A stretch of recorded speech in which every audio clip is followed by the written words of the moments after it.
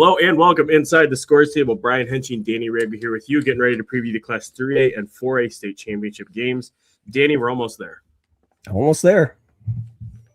I was telling you before we came on air, I'm both excited and cannot wait for Saturday to get here because the matchups are so good and I'm so excited to see what happens. But I also don't want it to get here that fast because it means the season's over and I'm bummed because this has been one of the most fun seasons, I think, overall since I've gotten here.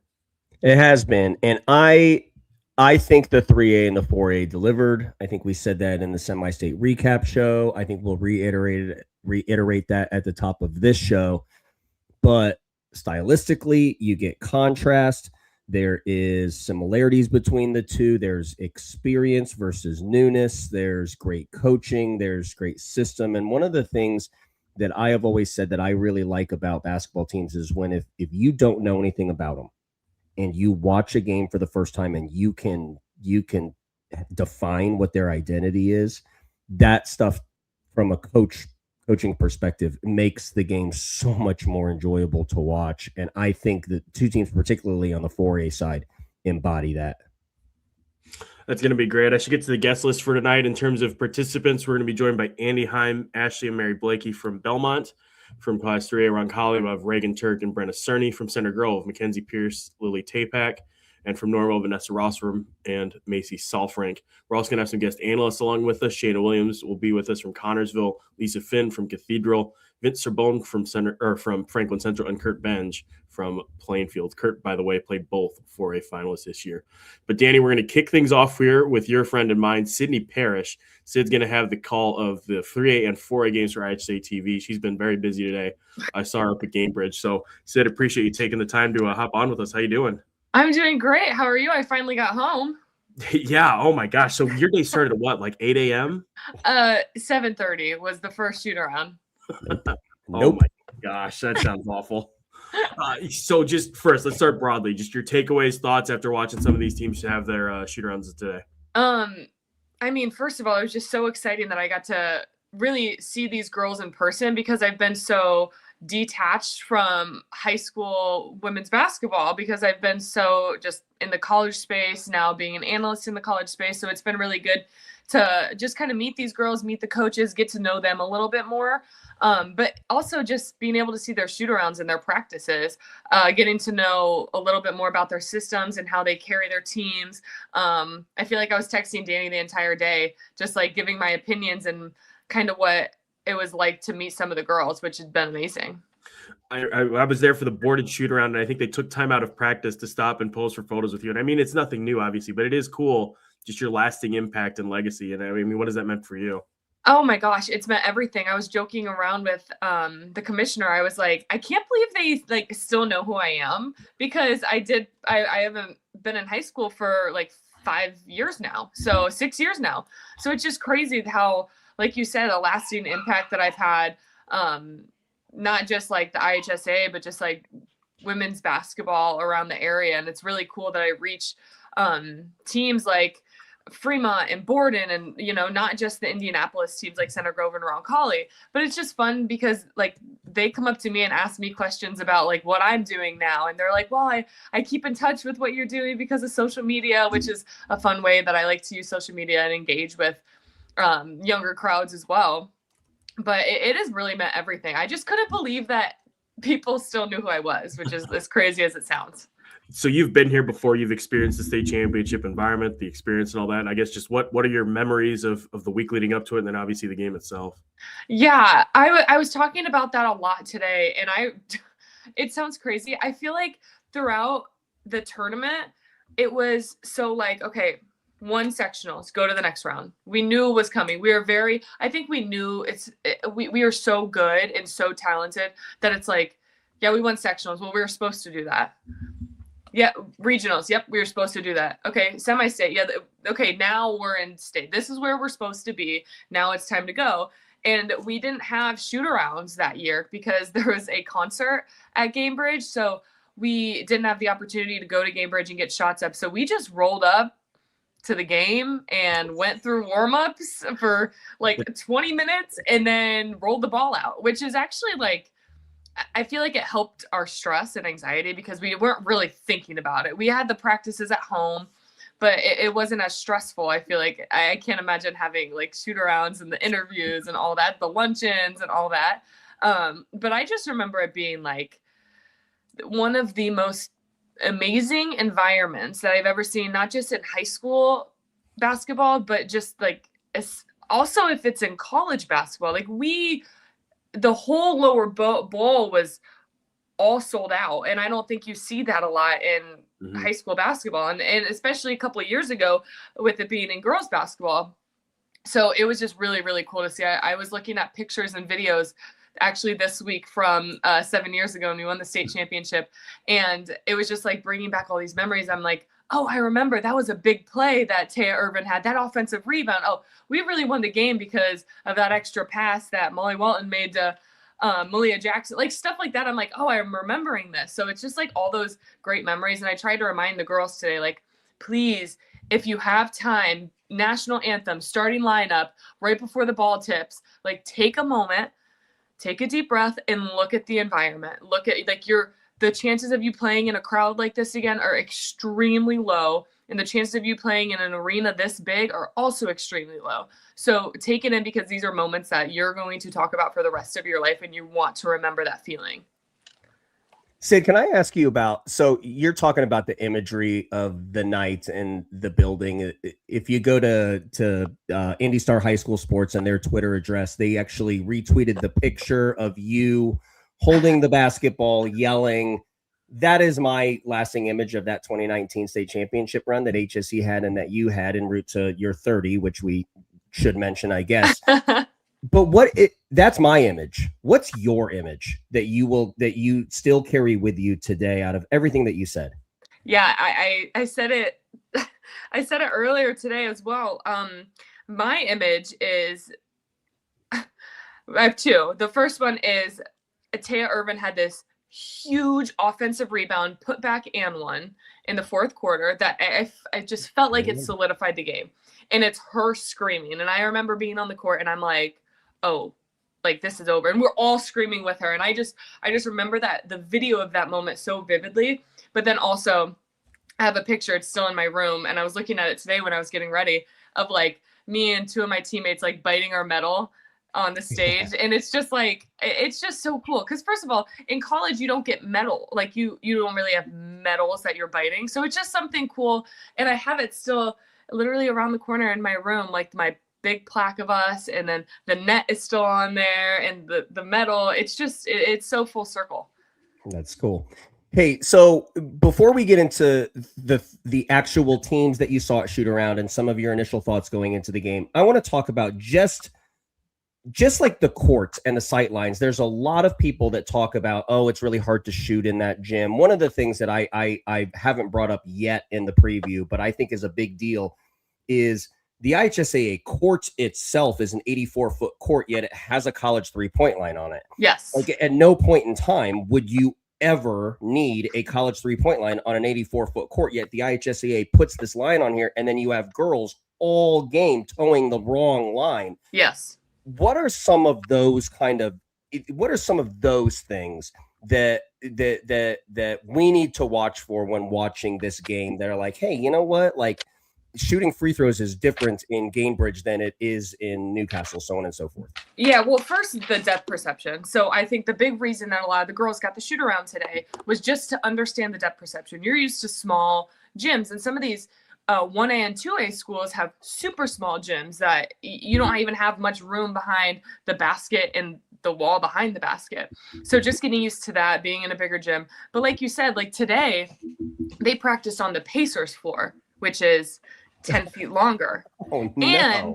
And it was the NBA three-point line, which is even deeper than the college three-point line. Yep. So even today in shooter, I noticed a lot of the girls were shooting NBA range threes. And the Center Grove coach, he mentioned it many times. He's like, too deep of a shot. Toe up. Make sure you're towing up to our three-point line. They had the high school one on there. So as they put the high school, but you still had the NBA. But he kept reminding him, he's like, hey, that's too deep of a shot. Like, get towed up, use our high school three-point line. I also noticed I forget whose shoot around it was earlier in the day, their offense was starting at the NBA 3-point line instead of where the high school 3-point line was. So I'm going to be interested to see the adjustment with it being the college. It's going to be a little bit closer, but still it's hard to distinguish the difference, because when you're visually looking up, your peripheral vision, you're just finding the first line you see.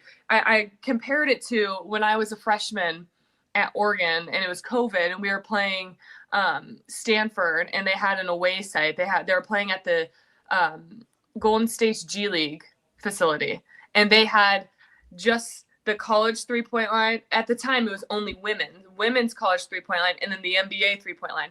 And we were all shooting from the NBA 3-point line. And it's just a habit. You see the first line as you're running in transition, and that's where you think you need to toe up at. So it'll be interesting. I think that's going to be something that people need to really notice going into these state championship games.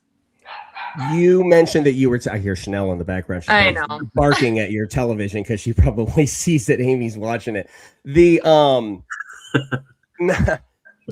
and I have the same player comp on Mary Bleke. Oh my gosh. You texted me today, and I'm going to let you kind of share who the player comp was that we had, but talk about what you saw with her today in shoot around. Yeah, well, before going into shoot around, Danny, you were amazing. You gave me such great notes to catch me up on all these teams. But you said in your notes, like, you're going to love this kid, someone that I'm going to love to watch. I'm like, okay, so I'm watching. And first of all, they all had different number jerseys on than their actual number. So I'm like, okay, so which one, like, I'm like, let me figure out which one it is right away. I'm like, okay, that's Mary. And I'm watching and I'm like, yeah, she has really good footwork. And she was doing post-ups on the other. I'm like, she's got really good sense of awareness. Like, her hands are good. She's moving well. And then they come on the other end of the floor and start doing a shooting drill from 3. And she had one clock up 3, and her footwork and how smooth her shot was. I was like, I think I said actually out loud, I said, oh, she can shoot. And then one of the assistants was like, yeah, you need to tell her to shoot more. And I was like, and then I just kept watching her. I stood up and I'm like, I want to see her footwork because I wasn't paying attention to that. And I'm like, she has such a smooth shot. I couldn't even believe it. And then I look at my paper, I go, she's a sophomore. Yep. A sophomore. Yep. I knew this team was young, but I don't know. She just carried herself. She seemed super mature out there, the way she was like going through drills. And then I got a chance to talk to her after, and she was just amazing. She was so excited. I said, Mary, you need to shoot the ball. You have one of the best shots I've seen in a long time. And I thought my player comp was MacKenzie Holmes. And then you said it, and I was like, oh my gosh, we were thinking the same thing. But I love MacKenzie to death. Mary's shot is more beautiful than MacKenzie's. And she's a pro. and she's a pro. Yeah. Yeah.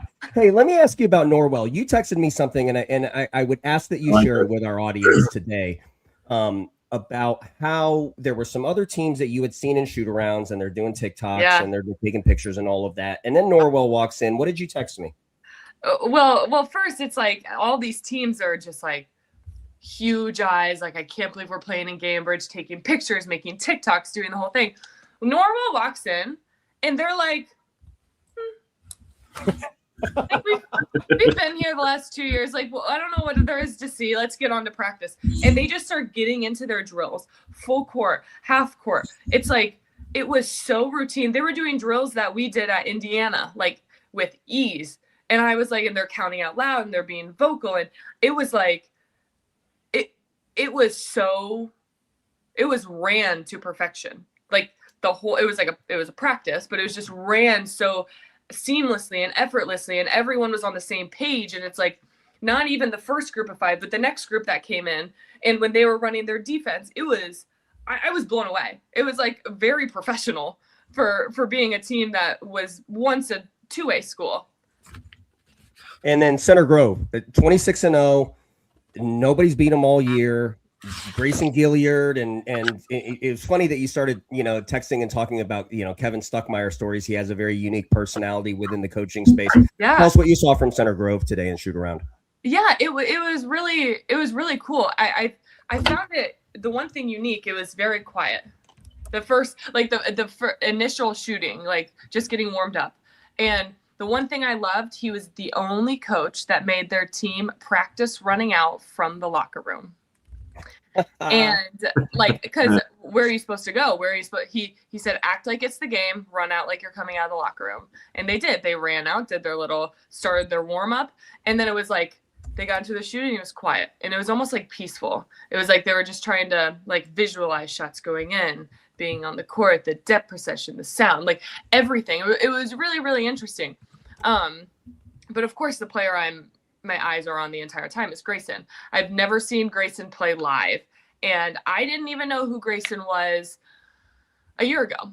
And now she's one of the front runners for Miss Basketball, and it was a pleasure getting to watch her and how she would talk and how she moved on the perimeter. I was unfamiliar with how well she could shoot the ball, so being able to see her just light it up from the outside was very, very cool to see. But then just also getting to talk to her after, she just is so poised and mature and somebody that you can consider a Miss Basketball. Yeah. She sent me a text about you. I'll share it with you later. I want to get to Roncalli though. So Roncalli is the #1 team in 3A. Yeah. Both in the polls, the computers love them. I talk about teams that have an identity. Okay. They have like an offensive identity. We'll talk about it later in the show. There's certain things that they do, but I am fascinated with your perspective on how these teams have kind of dealt with their preparation and their practice. What does the #1 team in 3A look like in a shoot around? What were the things that Jason Sims and Elliot Loeffler and Roncalli and everybody doing today in shoot around? I think I made a note. Let me go back and see. I have all my notes right here. I think it was at the very beginning, or it might have been, I think it was him. Yeah, he said his first thing, enjoy the morning. Just enjoy it. Like play with joy, enjoy the moment. And I really love that coming straight out, because it's like you have to have a sense of like, hey, this is fun. Let's not make it so serious all the time. But you saw a different look in Elliot's eyes as she came out there. I know she's got her mask on, but I feel like she was all business the whole time. And I've known this kid. She was on my team at camp, at Indiana camp. I was her coach. And at the time, I of course didn't know who she was. This was like 3 years ago. And I'm like, this girl can play. And to see it now at such a high level and on the biggest stage, and being able to kind of see the behind the scenes of her at practice, it was really, really cool. It was really special.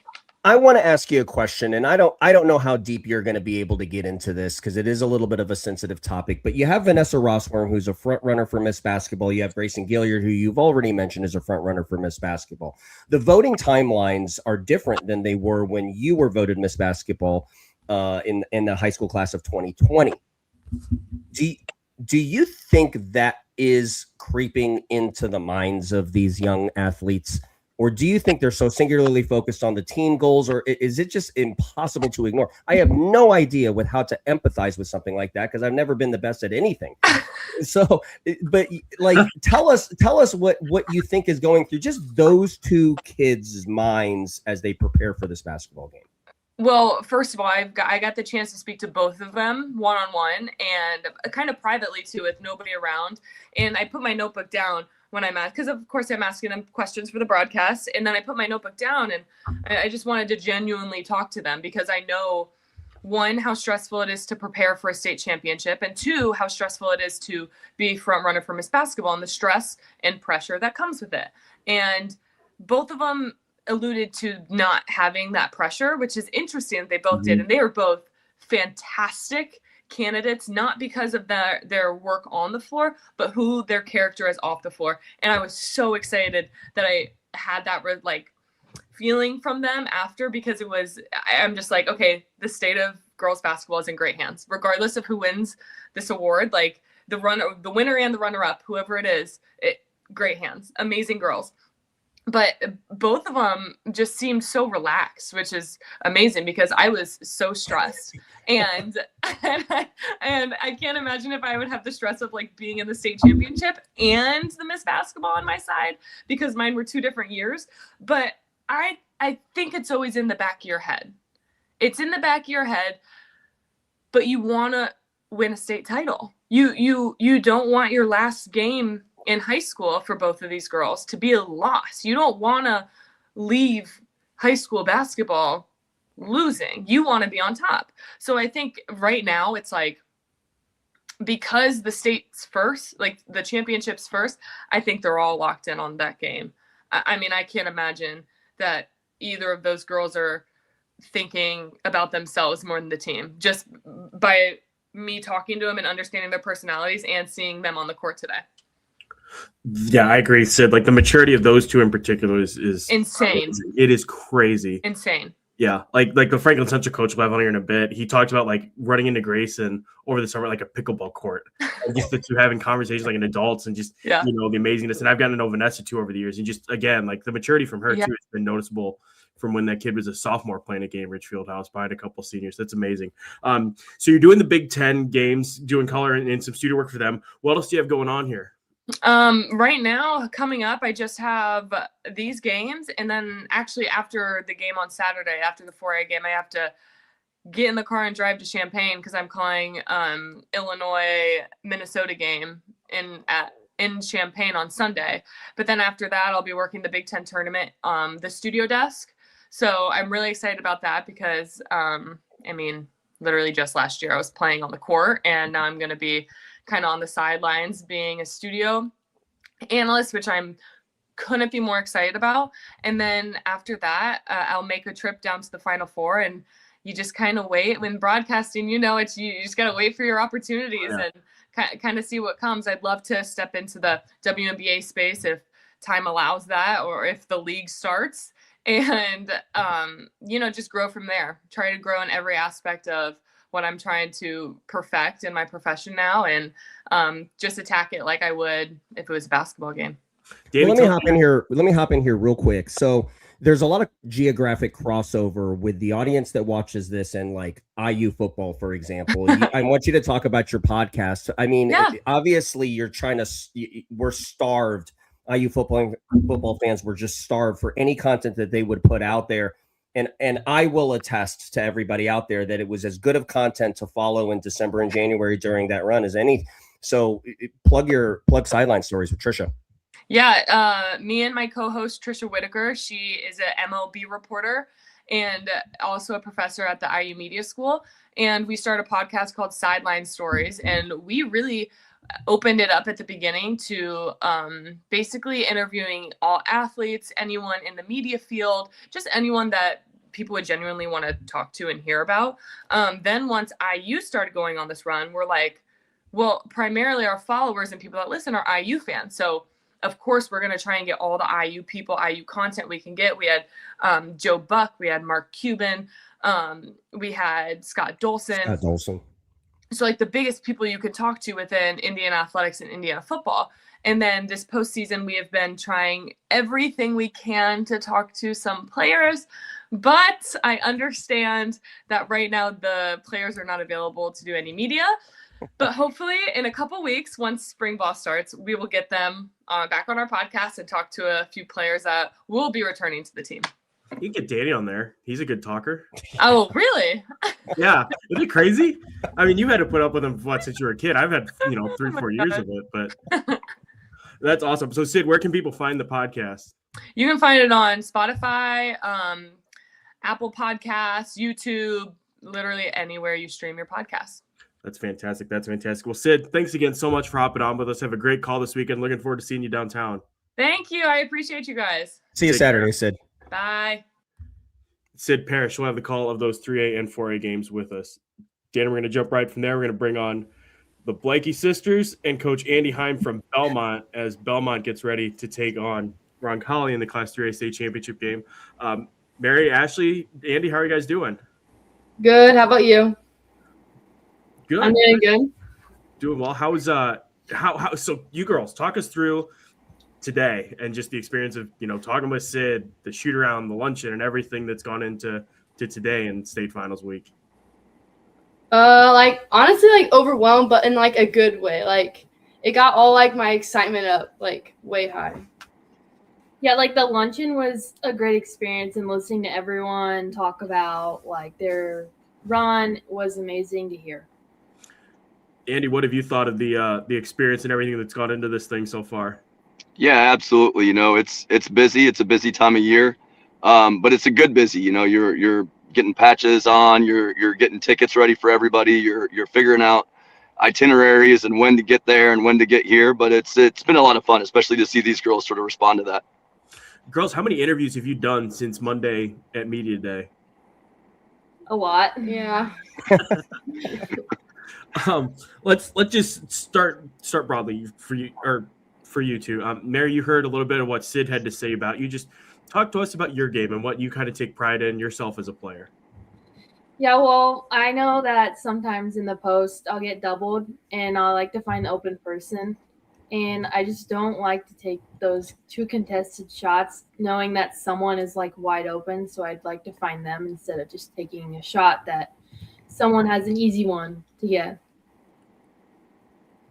Mary, do you have a reaction to Sydney Parrish comparing you to the Big Ten Player of the Year and someone that plays in the WNBA, MacKenzie Holmes? It's kind of nice to hear that, but I need to focus on this game first. Andy, that was a brilliantly political answer. I don't know if you coached her up on that, but she nailed it, man. That's answer. Great. No, I yell at her all the time to shoot threes. We all do. That's why I'm glad Sydney said something to her today.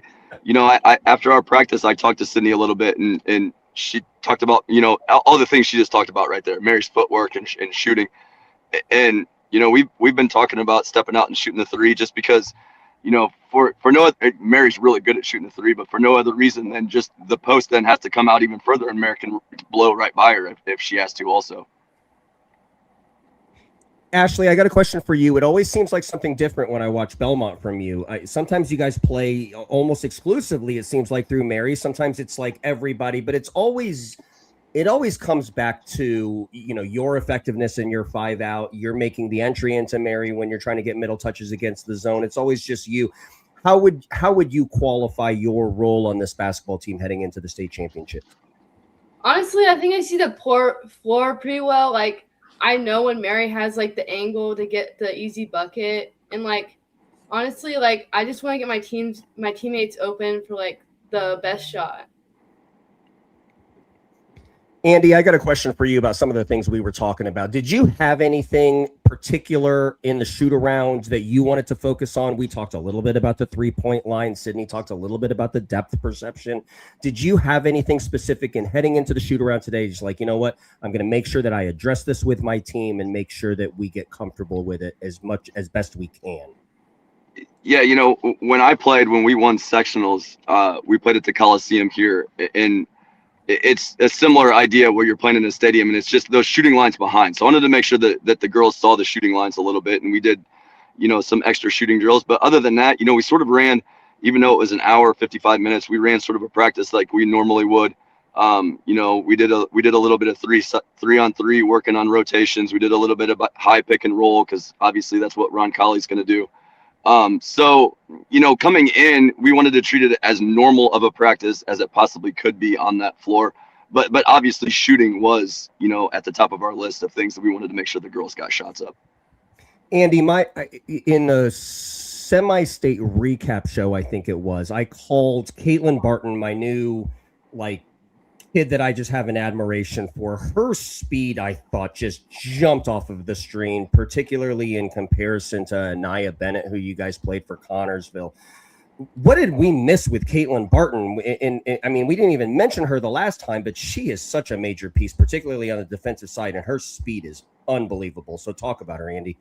Yeah, that's a tough one. For me personally, she's the one I've had to have the conversation with the most this year of hey, you're really a starter, even though you're not a starter. That's a tough spot. And for me as a coach, I love putting a kid in there that I know can guard the best defender off the bench can still get us, somewhere between 6 and 15 points a game. We usually start Ani on the best offensive player, and then right when Barton goes in, she goes on that best offensive player. And it's just such a nice sort of relief for us that even if Ani picks up a quick foul on that person, we can get somebody in that's equally as good. And girls, I'll this will be my last one. I'll send it back to Hank, but I want you to talk about Andy and the level of preparation that you guys have. A couple of examples that I will point out, like you guys are zoned a lot. It just seems like you're zoned a lot. And sometimes it's like you're playing a Warsaw that plays that tandem zone, things like that. But your comfort level in attacking zone is really good. But then I think Connersville goes man. And in the very first possession, you guys probably have your most beautiful possession of the entire game. That 5 out, Andy, you ended up fist pumping on it. That's high-level preparation that starts with your coach. So Ashley and Mary, talk about the level of preparation that you feel like you have because Andy's at the helm. Yeah, I mean, we scout our teams pretty good, like our opponents, and we know that they have like a good zone or like a good man, and we know that at any time they could switch to man or zone. So we go through all our plays for zone and man just to get better prepared for them. Yeah, I mean, I can see why they can go zone on us, but like the team we're playing next, Roncalli, I think we have to be more like focused on them because they're like a mirror of us. Like they can score at like any single spot. That actually segues perfectly. When you look at Roncalli, girls, just what jumps out to you when you've studied them on film? You kind of describe them as a mirror to you guys? Yeah, they can score from all levels, and we just need to stay out on them because they have good drivers, good shooters, good posts. So we just need to be there on our person.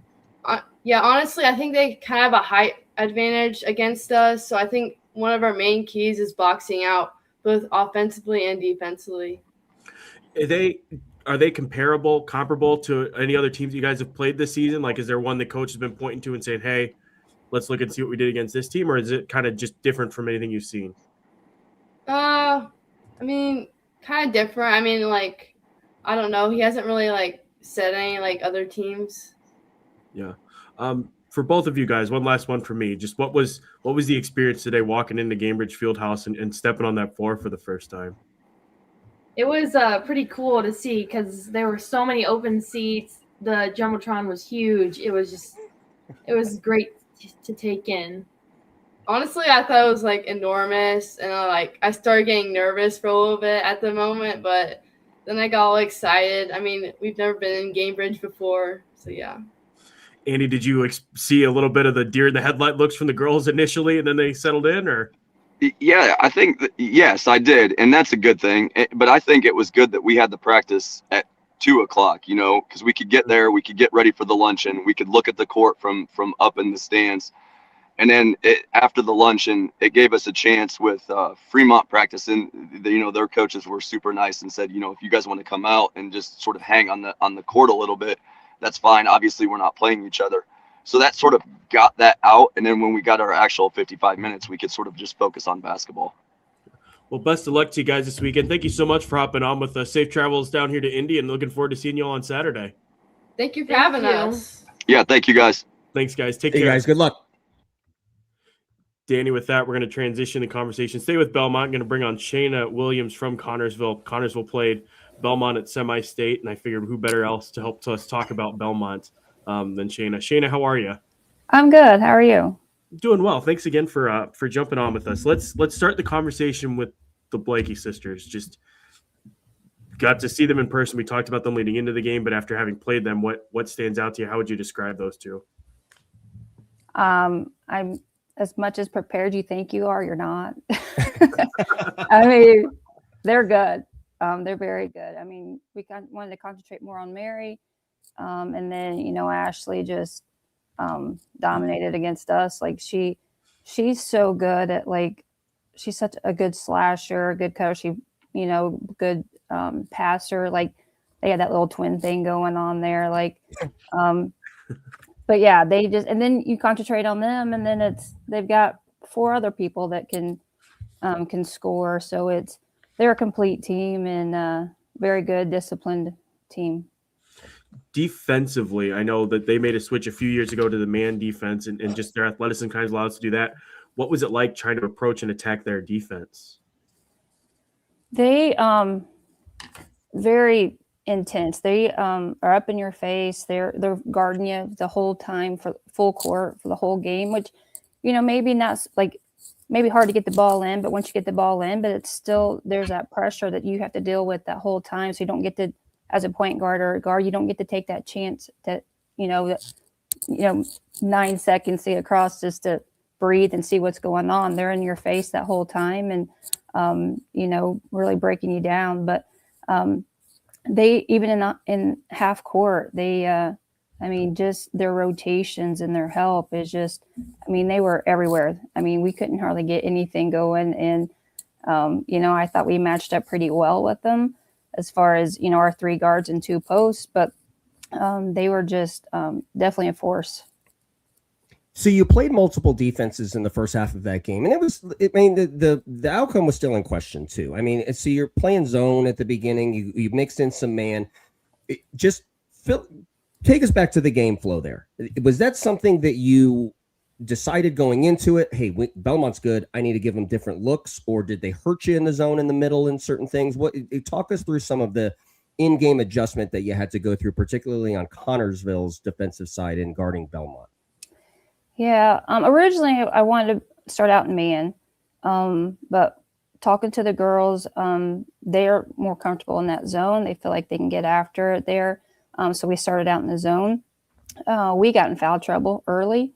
And so with the way we play, our zone's a little chaotic. So we had to back off and go into man. But, either defense we were in, they exploited us. And, they were too quick for man for us. But at that point we had to stay in it because we were behind and need to get some things going there. And they spread the floor so well that, our zone just didn't do anything. So, so that was the start of why we started playing zone and then went to man there after we started getting in foul trouble. Now, I think most of the teams that play Bellmont are probably going to have the Bleke sisters in 1 and 1A lines of their scouting report. But you get into, Kitson, the point guard, their floor general. I get Reagan Wilson vibes watching her. Krukenberg. I talked about Caitlin Barton. Who is the kid that's maybe 3 or 4 lines down on the scouting report that you're like, you know what? I've coached against them. Look out for them. If you're going to watch this 3A game, watch out for them because they're going to do some things that are going to affect the outcome of this game. The kid that stands out to me is Barton. She comes off the bench. She's a huge spark for them off the bench. Like they don't lose anything. And she's just so flipping quick. And just, she can shoot the 3. She can drive. She just an all around good player. And so that would be my player as far as to watch out for. Then, of course, Krukenberg she had a great first game that morning at semi-state. And so now we're like watching for her. And then Kitson comes in and scores 10 on us. And yep. So, they just have so many weapons. And then, Mary goes out and Hadley Caffey comes in and, they just don't miss a beat when they start subbing. Nobody is better qualified to answer this because of the speed that Anaya Bennett has on your basketball team. But does Caitlin Barton, is she as fast as she looked on the stream? Yes. Again, thank goodness for Huddle because we're not chasing down films, but you can't see speed on, on Huddle films. And I didn't necessarily notice it that first game. But yeah, in that second game, I'm like, holy cow, where'd this girl come from? And, she's, Nye gets a rebound and, normally she can get the rebound and take it all the way down for a basket. And nobody's touching her. And, and Barton's right there with her, so it's, that was very surprising and how quick she was. Shana, how does Lanny French fit in for Bellmont, the third leading scorer? I think she's the one key player that we haven't touched on yet for them. What did you see from that kid? Yeah, and that was, I think, our third person we had to, on our scouting report, we were looking at, like, this girl's a sharpshooter. She can shoot. We got to have a, hand in her face, contested shot every single time. And, we were able to shut her down a little bit. I don't think she scored against us, but, that's just, when everybody else was doing something. You had 4 people in double digits against us, and Kitson stepped up and scored 10, and it's just we faced more or tried to get those not easy shots for French, but but she's another threat out there. If you can't contest a shot on her, she's going to hit in your face. So. Yeah. And then one last one, Shana, before we get you out of here. I was told to ask, do you remember Curt Benge? I do. Long time ago. I'm told that you had the pleasure of playing for him on AAU ball. I did. Yeah. And I think I seen him a couple of summers ago at one of the camps we were both at, but it had been a while since we'd seen each other. But yeah, he was one of my AAU coaches in high school. So that's awesome. It's crazy how small the world it is. Curt texted me kind of out of nowhere. He's like, ask Shane if she remembers me. Of course I do. How can you forget Curt? That's awesome. He is an unforgettable sort, that one. Yeah. No, he was a great coach. So we had a lot of fun that year and were very successful even back then. So we have a couple minutes. I'm just going to give you the floor to brag on your seniors, because I know that this team, the heat that you guys went on, and just, like Danny mentioned the last show, just kind of getting Connersville basketball back to the point where, you're competing for all these things. I'll let you brag on those kids and what they've meant to you. Those 4 seniors have just been the heart and soul of Connersville Spartan basketball the last 3 years. Like I said, when we came in 3 years ago as my coaching staff, we were going to build that program around those girls, and we knew the talent they had, and I'd coached them at a younger age and knew what they were possible of what they could do, and we got some really big shoes to fill there, and so they've been everything. They come in every single day and they're the first ones on the court, and they're getting after it and have great attitudes, and they're pushing people, holding people accountable, and that leadership's is going to be missed next year. And, we got some girls that need to fill some big shoes for them. Sure. Well, Shana, thank you again so much for hopping on with us. Congratulations to you on a great season, and I'm sure we'll be talking soon. Thank you. I appreciate it. Take care. Bye, Shana. See ya. Shana Williams of Connersville with us. Danny, we're going to go ahead and flip over to the other side of the 3A matchup, joined now by Brennah, Cerny, and Reagan Turk of Roncalli. The Royals again getting ready to take on Bellmont Saturday evening. What's up, guys? Hello. Hi. How are things? Good. Good. Just very excited. Fun week. Brennah, I'll ask you this first. What was it like walking out there onto the Gamebridge floor for the first time this afternoon for shoot around, or this morning for shoot around? It was crazy. That moment I kind of felt, okay, this is actually real. Like, we're actually going to the state finals, and just knowing that I can be with this group of girls, it's just insane. Reagan, obviously you've had the pleasure of playing inside Gamebridge this year with volleyball, but for you coming out there on the basketball side of things, what was it like for you today? Yeah, it was super special. I mean, this team just means a lot to me. We put in the work every day, so it's super exciting to see all of our hard work pay off. What's the biggest piece of advice that you and Lillia have been trying to pass along to your teammates when it comes to preparing for a state championship event? We have just told them soak every moment in. It's a lot at times. There's tons of things coming at you. Your week is full. And so just soak in those little moments, but also stay focused and just have fun in the game. For both of you guys, we talked a little bit on Media Day just about the change that that Sims installed for the offense and what that did for this team. And I think you both said that's kind of why we're here. The reaction to that for you guys as players and just what it took for you guys to kind of get up to speed on that over the season. I mean, yeah, at first we were like, Sims, what are you doing? But we adjusted and we trust him. We know he knows what he's doing, and our entire coaching staff has been great, giving us grace at times when they kind of threw it on us. So just trusting them and going out and playing for them. And also trusting each other, knowing even though these sets are going to be hard and challenging, knowing that we can time it right and know that we have trust in our teammates. It helps more than Brennah, I want to ask you, it was probably one of the least shocking things about the first 5 defensive possessions of the Jennings County game to see you matched up, 1v1 against Molly Ernstis. Please don't tell us who you're guarding in this basketball game, but it just go back historically. It always just seems like you're guarding the Elliott Loeffler of the other basketball team. So we'll see what that matchup is, but just talk about how fun it is to just have that level of responsibility night in and night out for Roncalli. It just shows that like the coaches trusted me and that the players trusted me, that I can keep these like players under their average that they can have. And I know that they're giving me this big role and I need to go out there and like be able to keep them under their average. Reagan, I got a question for you. The depth of Roncalli, I think, is a little bit undersold. I don't think you can overstate that, how much contribution you get from different players.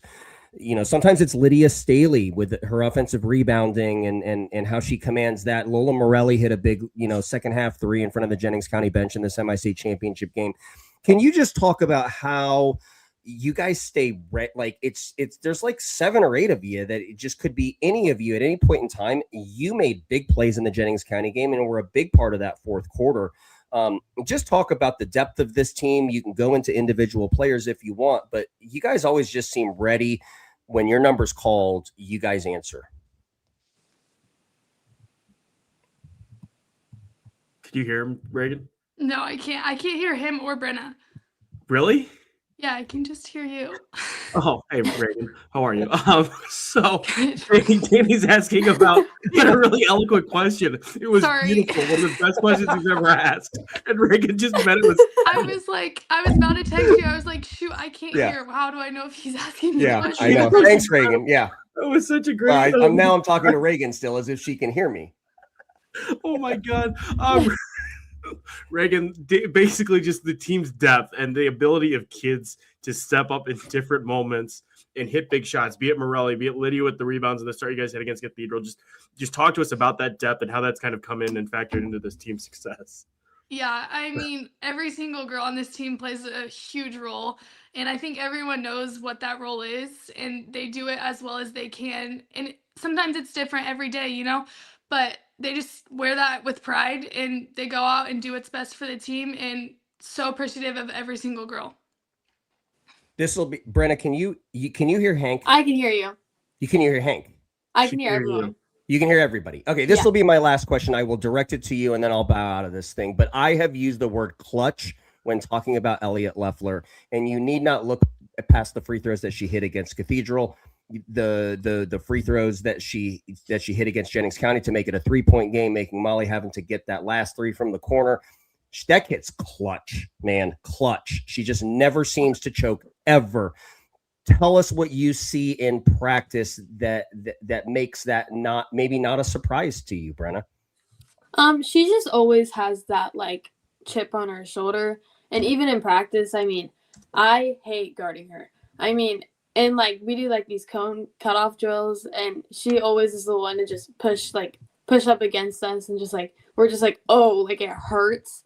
And so she's the type of girl that like will go all out. She will never just slack off or just never take a play off. She's just always just grit and toughness. Like it's always her.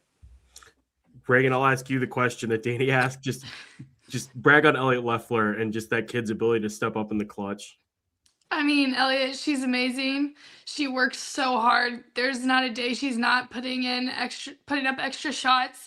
I remember Anderson Sims kind of got on her because he was like, Elliott, you have to take time to rest. That's why you don't have your legs. And she was like, I'm fine, Sims. And I think it shows a lot about her. She's never going to stop. And she just gives it her all every single time we go out on the court.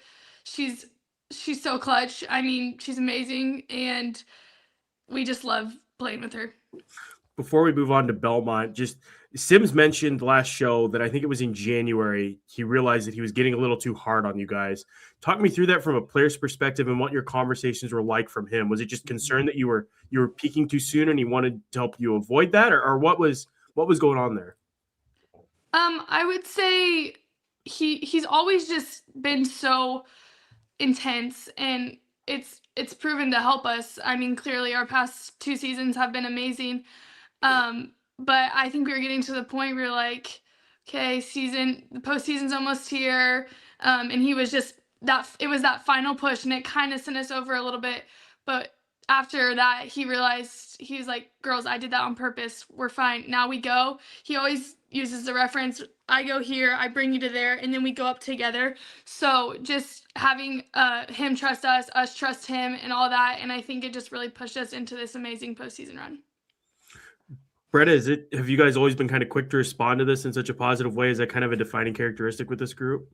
Yeah, we're always so positive. I mean, we do have like our negatives here and there, but we always try to like keep ourselves up, and just like that's the only way we got this far, is positivity and teamwork together.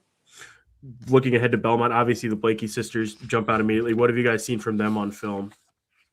They're a very talented team. They can score from every position.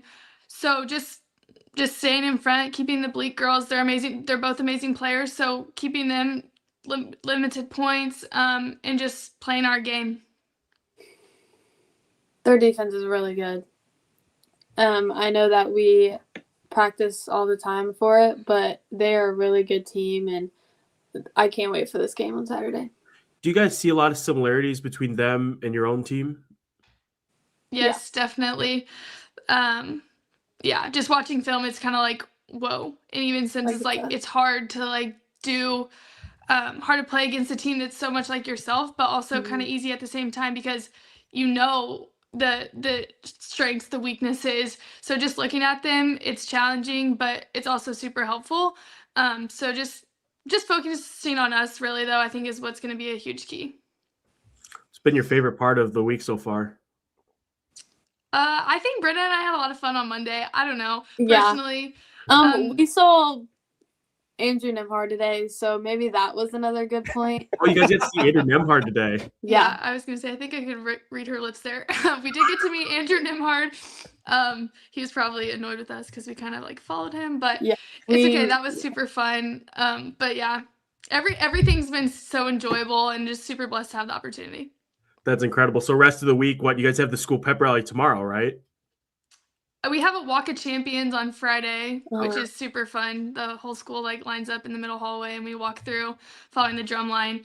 It's just super fun thing we do, and the team goes to state. Tomorrow we have like a dinner, and then like the little kids can come, and like we can like sign stuff for them. That's cool. That's awesome. I love it. Well, guys, congratulations again on getting here. Looking forward to covering you one more time here on Saturday. Best of luck to you. Thank you. Take care. Good luck.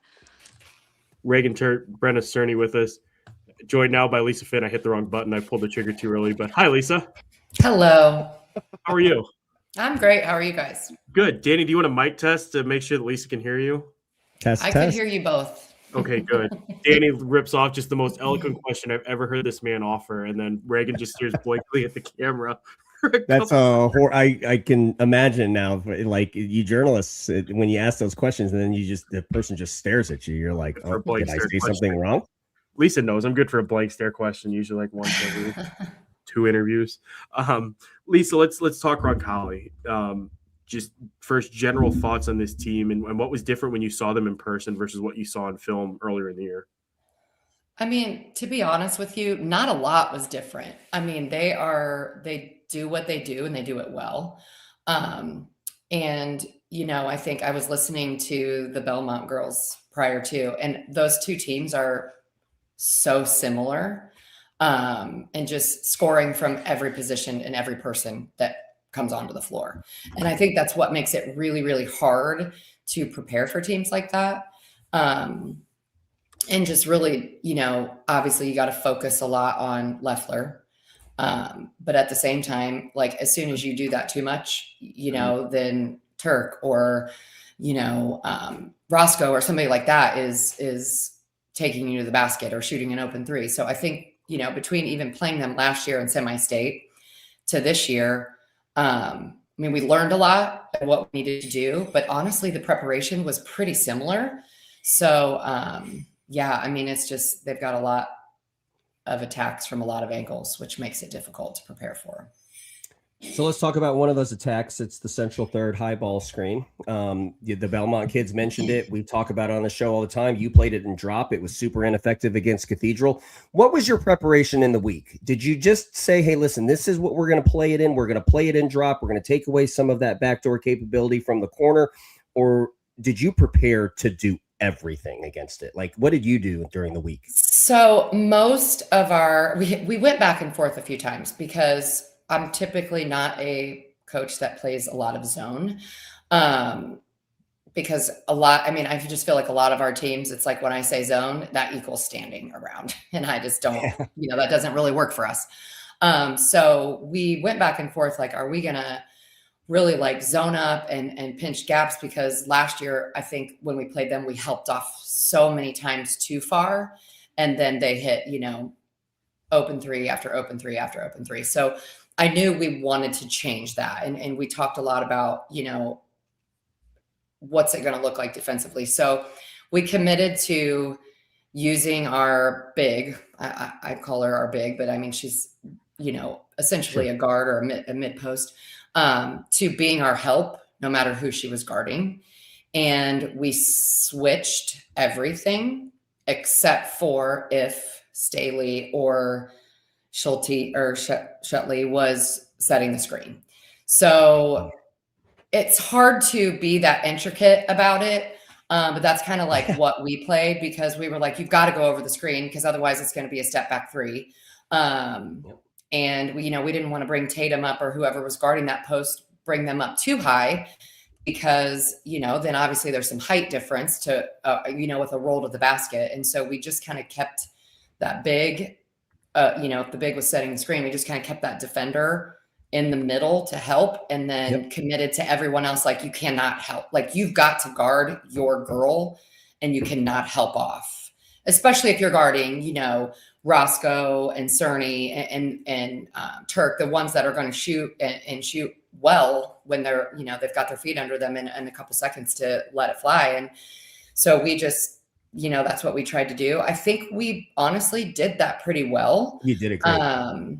And, I think defensively, it felt like we did a pretty good job. I mean, our girls and we were committed to also letting Staley take some of those open shots from outside. Yeah. And, I think we got down 11-2, and Danny, we talked about that after the game, and Tatum kept looking over at me like, do you want me to go out on her? And I said, no, I really don't. I think just commit to following through with what we planned, and, we'll make adjustments if needed. And, I think it worked out for us, and things kind of settled in after that first quarter. And I was pretty happy overall with our defensive effort. And the other thing that we tried to do too, and we had struggled, and, the things we struggled with in that game were things that bit us in games the whole season, foul trouble and, Precious getting into foul trouble. And she proved, early in the season that she could guard on ball. And, we committed to putting her on Leffler to start, and she got in some foul trouble. So we were like, you know what, let's just throw something. And we practiced this throughout the week with a couple different girls that usually don't play a lot of minutes for us. Like, okay, we're just going to put somebody in to face guard her. And it's not necessarily to keep her from scoring or keep the ball out of her hands, but just to make her work harder than she typically has to do, in half court. And I mean, kudos to her. Like, she handled it great. Like, it's hard to be face guarded. It's exhausting. And that's kind of what we were hoping to do a little bit, and not really necessarily stop her from scoring. Cause that's hard to do, but, I was proud of our girls and the defensive effort, but, Roncalli, kudos to them for just finding ways to put the ball in the basket and draw fouls and, they hit their free throws. You talked about how you started to find some rhythm on the defensive side. I thought the offensive side, you started to find some rhythm in that game too, when you started attacking them off the bounce. Coming into this game on Saturday, do you feel Anuka had a ton of success off the bounce against Roncalli? I thought Wiggins had a ton of success off the bounce. You guys were able to get to home base, as Eric Thornton calls it, home base, and make plays off the bounce. Do you think that Bellmont's and their depth and who they have, do you think that's a storyline coming into it because of the success that you had? Or is that just, look, Anuka's really special, Danny, like that was her making plays? Or do you think that's something that we should look out for this game? Well, I mean, I think it's a little bit of both. I think obviously Precious, that's kind of what she's lived on this season, and she can just get past people. I mean, just with her sheer athleticism, and she's got like a decent mid-range game, which, you don't see all that often anymore. Especially with, girls, it's like layups threes. But I've watched 2 Bellmont games. One when I was scouting for another team, not too long ago, toward the end of the season. And it's just impressive because they're going to be able to find that, they'll be able to find some of that. It's just going to take some patience. I mean, honestly, that's what my girls sometimes don't do well, is it's everything, being patient and slowing down and running, our continuity offense until something opens up. So I think those opportunities will come. You just got to be super patient. And you got to realize, like, when you're driving too far to the basket, there's a fine line between getting in too far and getting stuck, or blocked by Staley or one of the bigs, and realizing like what shots are going to be open. And we kind of told, Tatum from the beginning, like, your bread and butter is that high post shot. When you get that shot, take it. But this is not going to be you in the post during this game playing with your back to the basket. It's just not going to be that way. So I think just finding those little things where you can, try to expose and put your players, in positions where they can score best against that kind of a defense. You mentioned it earlier, and I'll close with this before we head back over to Hank to close it out. You mentioned kind of, if they do this, then we'll do this. So if they do this, we'll adjust kind of thing. What are some of those things that you had in the back of your mind? It's very easy to say, like, Leffler's the top line of the scouting report, but were there certain things like, hey, if this kid hits shots, then we will adjust? What is it on Roncalli's roster and preparing for them that you had in the back of your mind and coaching against them that you're like, I need to watch out for this, because if this starts to happen, I'm going to need to adjust? Does that make sense, Lisa? Yeah, right. Well, yeah. And I mean, I think it went back to the year before. I mean, in playing them, in semi-state the year before, I mean, they killed us on going downhill and kicking it out to wide open shooters because we had our help too far in, like we just were late to recover. And I saw it so many times. I saw Leffler, I saw Cerny, some of, Turk and Roscoe all taking it down the middle of the floor against some really high level athletic defenders, LC, LN, yep. All of those players. And they were literally taking down the middle of the floor to the basket. And we said, we can't do that. So one adjustment what we worked on during the week is, if your person is bringing the ball up the floor on a miss, because usually we get into a press on a make. If your person is bringing the ball down the floor on a miss, you've got to turn them at least one time before they get to half court and one time around half court, just to slow them down, because running beside them was going to do nothing, because that was very clear in games I watched up to that point that they were just going to let you, have you on their hip the whole way to the basket. So we committed to that. I mean, we did a pretty good job with that. We had a whole sheet. I mean, I think I told Danny, like, I probably overdid it. We had a whole sheet of like, if we're going to do this, we can foul this person, we could do this, we can help off of this person, and based on who they were subbing in. But, at the end of the day, you just need your kids to make plays. And I think the things, like I said earlier, the things that hurt us were things that hurt us during the year too. I mean, I don't think it was anything, earth shattering in that game. That, turnovers, timing of turnovers, timing of fouls, foul trouble, things like that. So, I think hats off to Roncalli for doing what they do and doing it well. And icing, like being really good at the free throw line. I mean, that's so important. And as coaches, we tell our kids, like, you got to make the free ones. So, and they did a good job with that. Lisa, this is a little off topic for you. You've played in these games before yourself as a player. Just what's this experience like? What's this like? What should kids expect from that?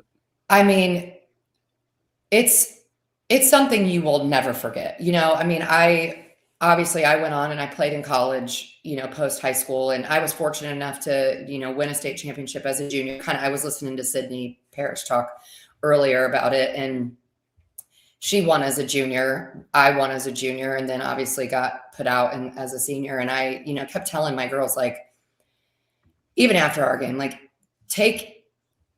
it's just like a memory that you will not forget, playing with the team and doing all those things. And, these girls just need to soak it all in. Yes, you're there to play a game. I'm sure they're all very intense. They want to win, But to take all those moments in, like, it's things that you will never forget, you know? And I think I've said before, my own kids are like, are we done celebrating this? And it's like, here we are 31 years later, and no, we're not done celebrating it. And I told the girls after, literally my 15-year-old says that to me all the time. And I told the girls after our game, you know, it's hard to put words together after a game like that. And it's utter heartbreak. And I said, you hurt so much because, number one, you care. You care about everybody in this room. And I think that was very obvious in our team this year. And I said, it will get easier, but here I am, like 31 years later, 30 years later, and it still hurts, you know, it's in a different way. And I'm, you know, obviously older and more mature and had more life experience, but I mean, I still think about that, you know, obviously being a coach too, I'm put in moments where I think about those things more often than, you know, probably a lot of people do, but it still hurts, you know, I mean, it's still think like, what could I have done to change it? And so then you just gotta, you know, keep remembering like the good memories. I mean, it's such a phenomenal thing to be able to experience that with your team. And, you know, I mean, I loved my college career and I loved my college teammates, my college coach, my experience I had, but nothing beats like winning that for your school and, you know, being on that floor with your teammates that you grew up together with, which is cool. Well, Lisa, appreciate you hopping on with us. Thanks so much. It was a blast having you guys this year, and I'm sure we'll be talking here again soon. Absolutely. Great to see you guys. Take care. Take care. Yep. Bye. Lisa Fian, Cathedral coach, with us here talking about Roncalli. Danny, do you have any closing thoughts on 3A? I think the two things that I would tell everybody that the what to watches are in this game is going to be how Bellmont decides to play the Roncalli ball screen. Lisa Finn played it in drop. You can blitz it. You can switch it. You can ice to one to the screen side. There's a ton of different things that you can do. Every coach is going to have their preference. It might not be one thing. It might have to be a couple of different things. But I think if Jason Sims does, in fact, decides to run a high volume middle third ball screen in this basketball game, Andy and Bellmont are going to be ready for it, but we don't know what that means. We don't know how they're going to play it. So watch for that. Number two, Mary Bleke really is good, everybody. I mean, very good. Elliot Leffler deserves every bit of the things that we say about her. And this is a very, very big game for her. And I think the light will be on full shine on Elliot Leffler, but it's also going to be on Mary Bleke. I'm so impressed by this kid. Her footwork. Sydney Parrish is comparing her to MacKenzie Holmes. Like, there are certain things right there that, and I'm not, the reason why I bring that up is because I'm not sure that people in the Indianapolis area, which may be the lion's share of our audience, are super familiar with Mary Bleke, but you guys are going to love this kid. Yeah. I mean, you called me, I think, immediately to tell me what Sid was saying about the Blakey sister, which, again, that's a hell of a comparison, man. It really is. I'm really excited for that. And this is something I'm going to write about tomorrow, but too, the defense thing, I alluded to it, I think, a little bit, but just Andy, I think it was a player-led initiative, and it was a game against Warsaw, I think 3 years ago, whatever it was. They kind of initiated the switch from just pure zone to mixing in some man, and it just diversified and really taking this team to the next level over there at Bellmont. I won't make you make a pick. I'll have my picks up on IndyStar.com. I think on Fridays when those stories will go, really just whenever I can get them written. And yeah. With that, Danny, we're going to go ahead and bring on Lillia Tapak and MacKenzie Pierce of Center Grove now as we move up to Class 4A. Center Grove is getting ready to take on Norwell in the 4A state championship game. MacKenzie and Lillia, how are you guys doing? Danny, I think we're in the same spot where they can't hear me. You want to tell them hello? Can you hear me? Good. How are you? Oh, good. Lils can hear Hank. MacKenzie, can you hear Hank? That seems to be a firm no. MacKenzie, Hank. Oh, well, I can only hear you because my dad's playing it back there. Oh. Okay, so you can only hear me in the echo? Hank, you try to talk to him. MacKenzie can't hear us at all, I think. I'm going to move them off stage for just a second. I think that's a good idea. As we try to troubleshoot. I don't know how we go from no technical difficulties for 3 years or 2 years now, and then this one is just acting up. I'm going to try and bring them back on and troubleshoot this thing. Lily, can you hear us? Give me a thumbs up Lily and MacKenzie, if you can hear us at all when you're backstage. I'm guessing that's a no. So, girls, if you want to log out and log back in again, we'll give this another try. While Hank messes with that, another thing to watch in this Bellmont Roncalli game, it was an adjustment that we talked about in the semi-state recap where Jason Sims was moving Elliot Leffler around. That was one of the identifying factors to the high ball screen was when Elliot Leffler brought the basketball up the middle of the floor. You can kind of look down on the other end and kind of see Staley, who sets the screen most often, kind of setting up for it. And then they were keeping the rise person in the middle of the floor, home, the rise defender. They were keeping that person home, and Jason Sims was moving Elliot Leffler around. He moved her into the rise and got a free three-pointer. So while we watch how Andy and Bellmont decide to guard the high ball screen for Bellmont, I think another thing that we can watch is what Jason Sims does with Elliot Leffler within that same offense, because that is an offense that is not going to trick you.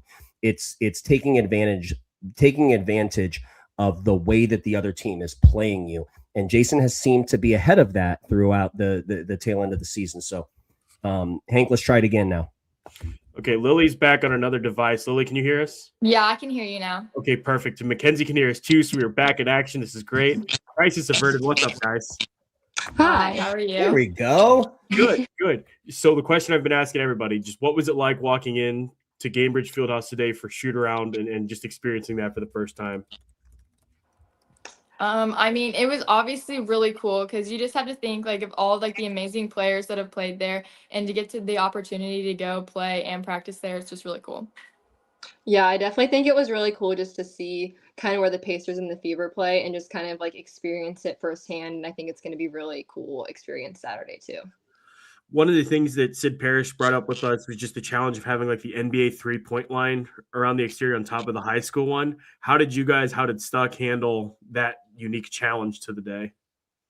I think he just was like during our shooting drills, just reminded us that line, like where we should be stepping into our shot at. And I think once we started going, we were hitting. So that was very helpful. Yeah, I agree. In terms of sight lines for both of you guys, how much of a difference has that made? How different was it shooting in such a big cavernous arena? Yeah, it did make a difference, but I think like when it's filled and like it's not just so empty, like it's also gonna help. Like, you know, it's not gonna seem as crazy because it's gonna be loud in the environment, and it's just gonna be easier.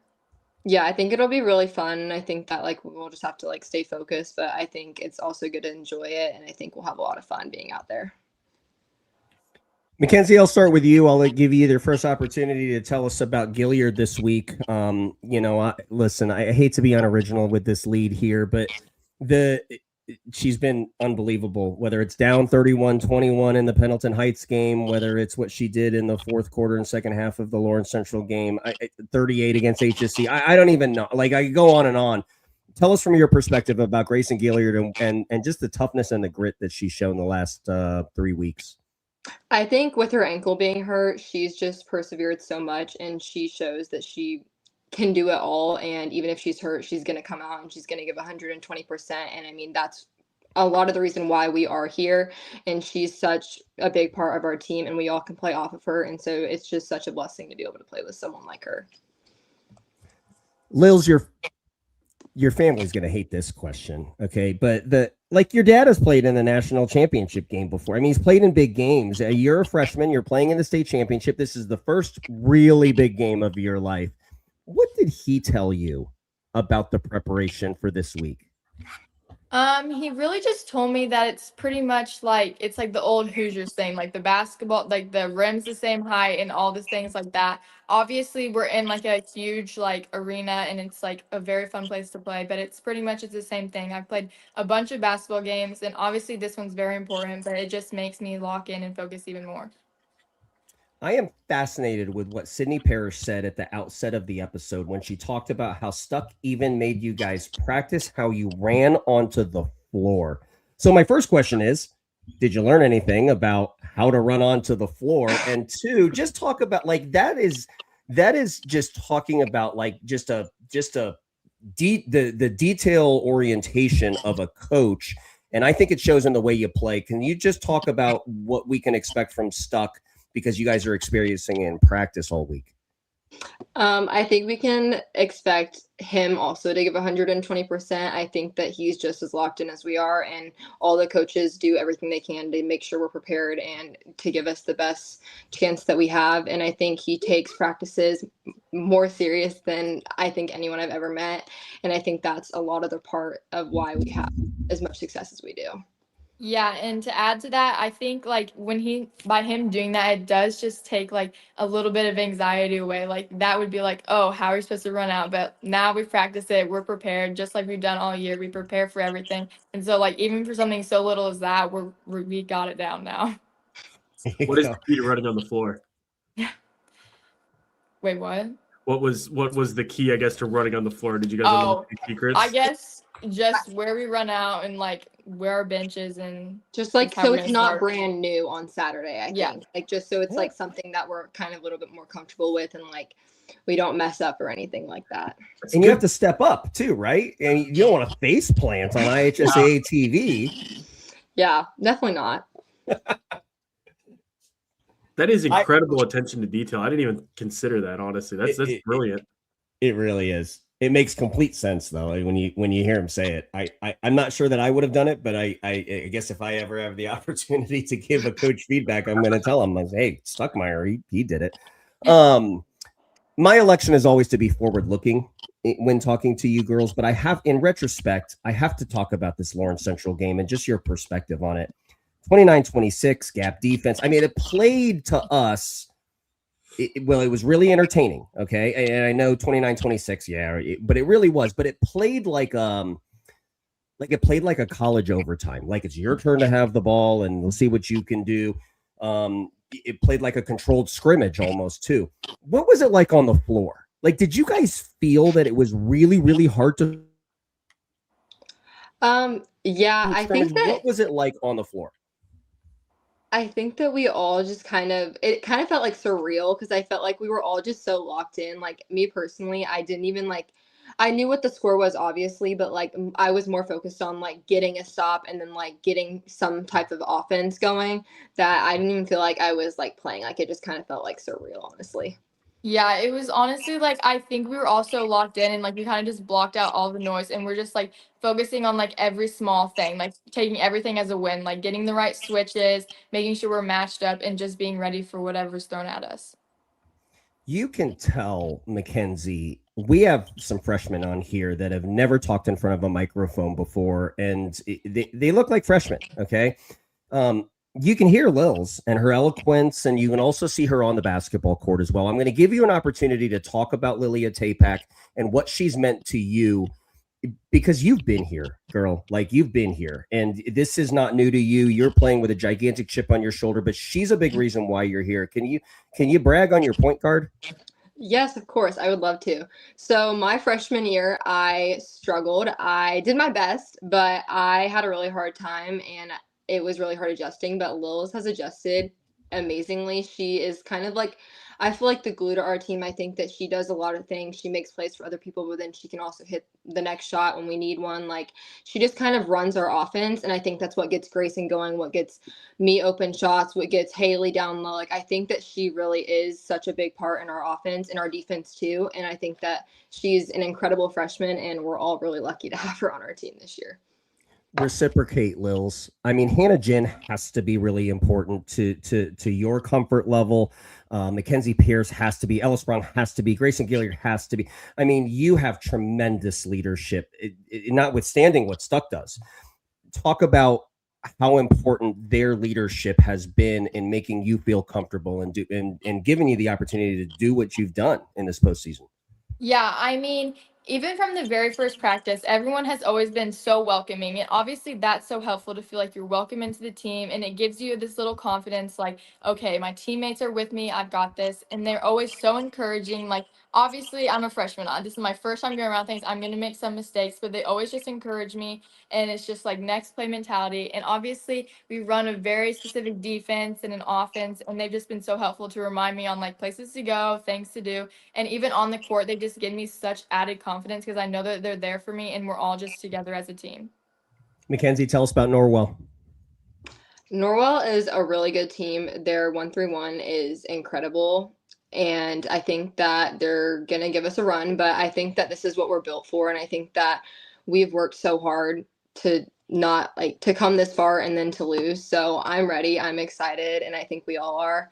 And I think it's going to take our best shot. But I think that if we just stay calm and we do what we've been doing all season long, I think we have a really good chance. Wills, go ahead, Hank. Hey, MacKenzie, I was trying to think back. I was racking my brain today and I haven't had a chance to dig into Harold, but have you guys played many teams that run the 131 against you guys? Like, I don't think you've ever played Noblesville, right? We've never played Noblesville. I don't think we've played a team that's ran a 131. I could be mistaken, but at least Lawrence Central ran it for 4 possessions last Saturday. Oh, they did? You got 4 layups, MacKenzie. That's all good. Not you. That's a gangster answer right there. So MacKenzie, then, so not having film to go off of for you guys, aside from those 4 plays that Danny mentioned, how are you preparing for it? You know, as a 4A school, do you guys just do it against each other? Do you bring in boys practice players? How are you guys approaching it?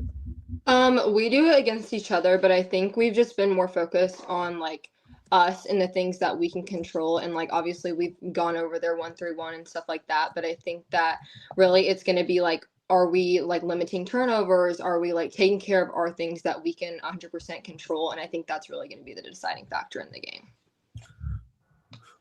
Lily, for you as the point guard, is the one who's going to be doing a lot of the ball handling against this 131. What does your preparation look like? Is it just tons of film study?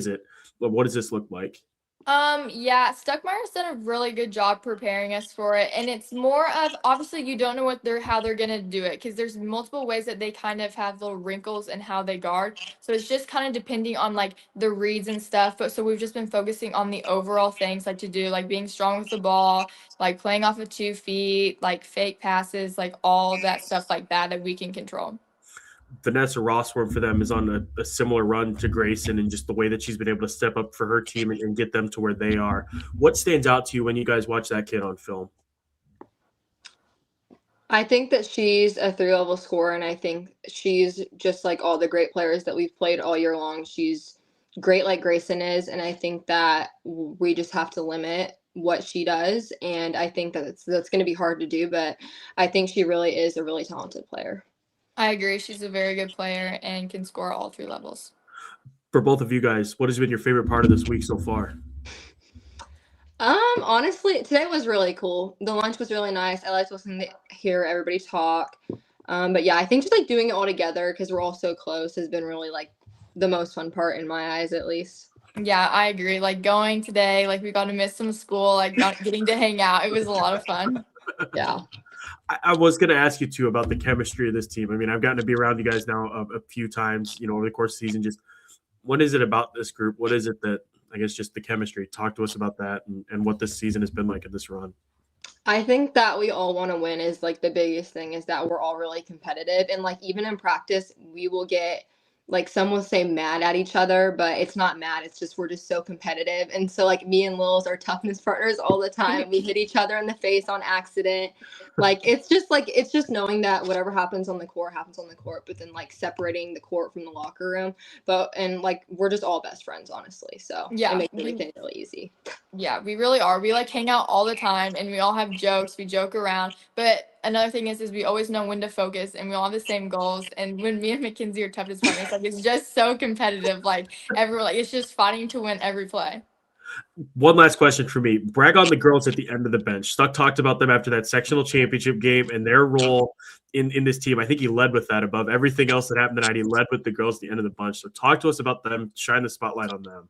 They are such good people in general, like players, people, and they bring so much light into our team. And we actually have a saying, it's called bench mob, and we say it before every game. I don't know if you guys can hear, but that's like one of our inside jokes, and we all scream it when we're going into the locker room. And they're just such good supporters, and they know that if their time comes, they're ready to go, and we can trust them too, just as much as we trust anybody else. Yeah, they're so encouraging. Just like during the game, seeing them cheering, it really just gives you like an extra spark. And like at practice when we're scouting, they do such an amazing job like mimicking the other team and giving us looks. And I really think that's part of our success is our bench is so committed just as much as the people who are on the court a lot.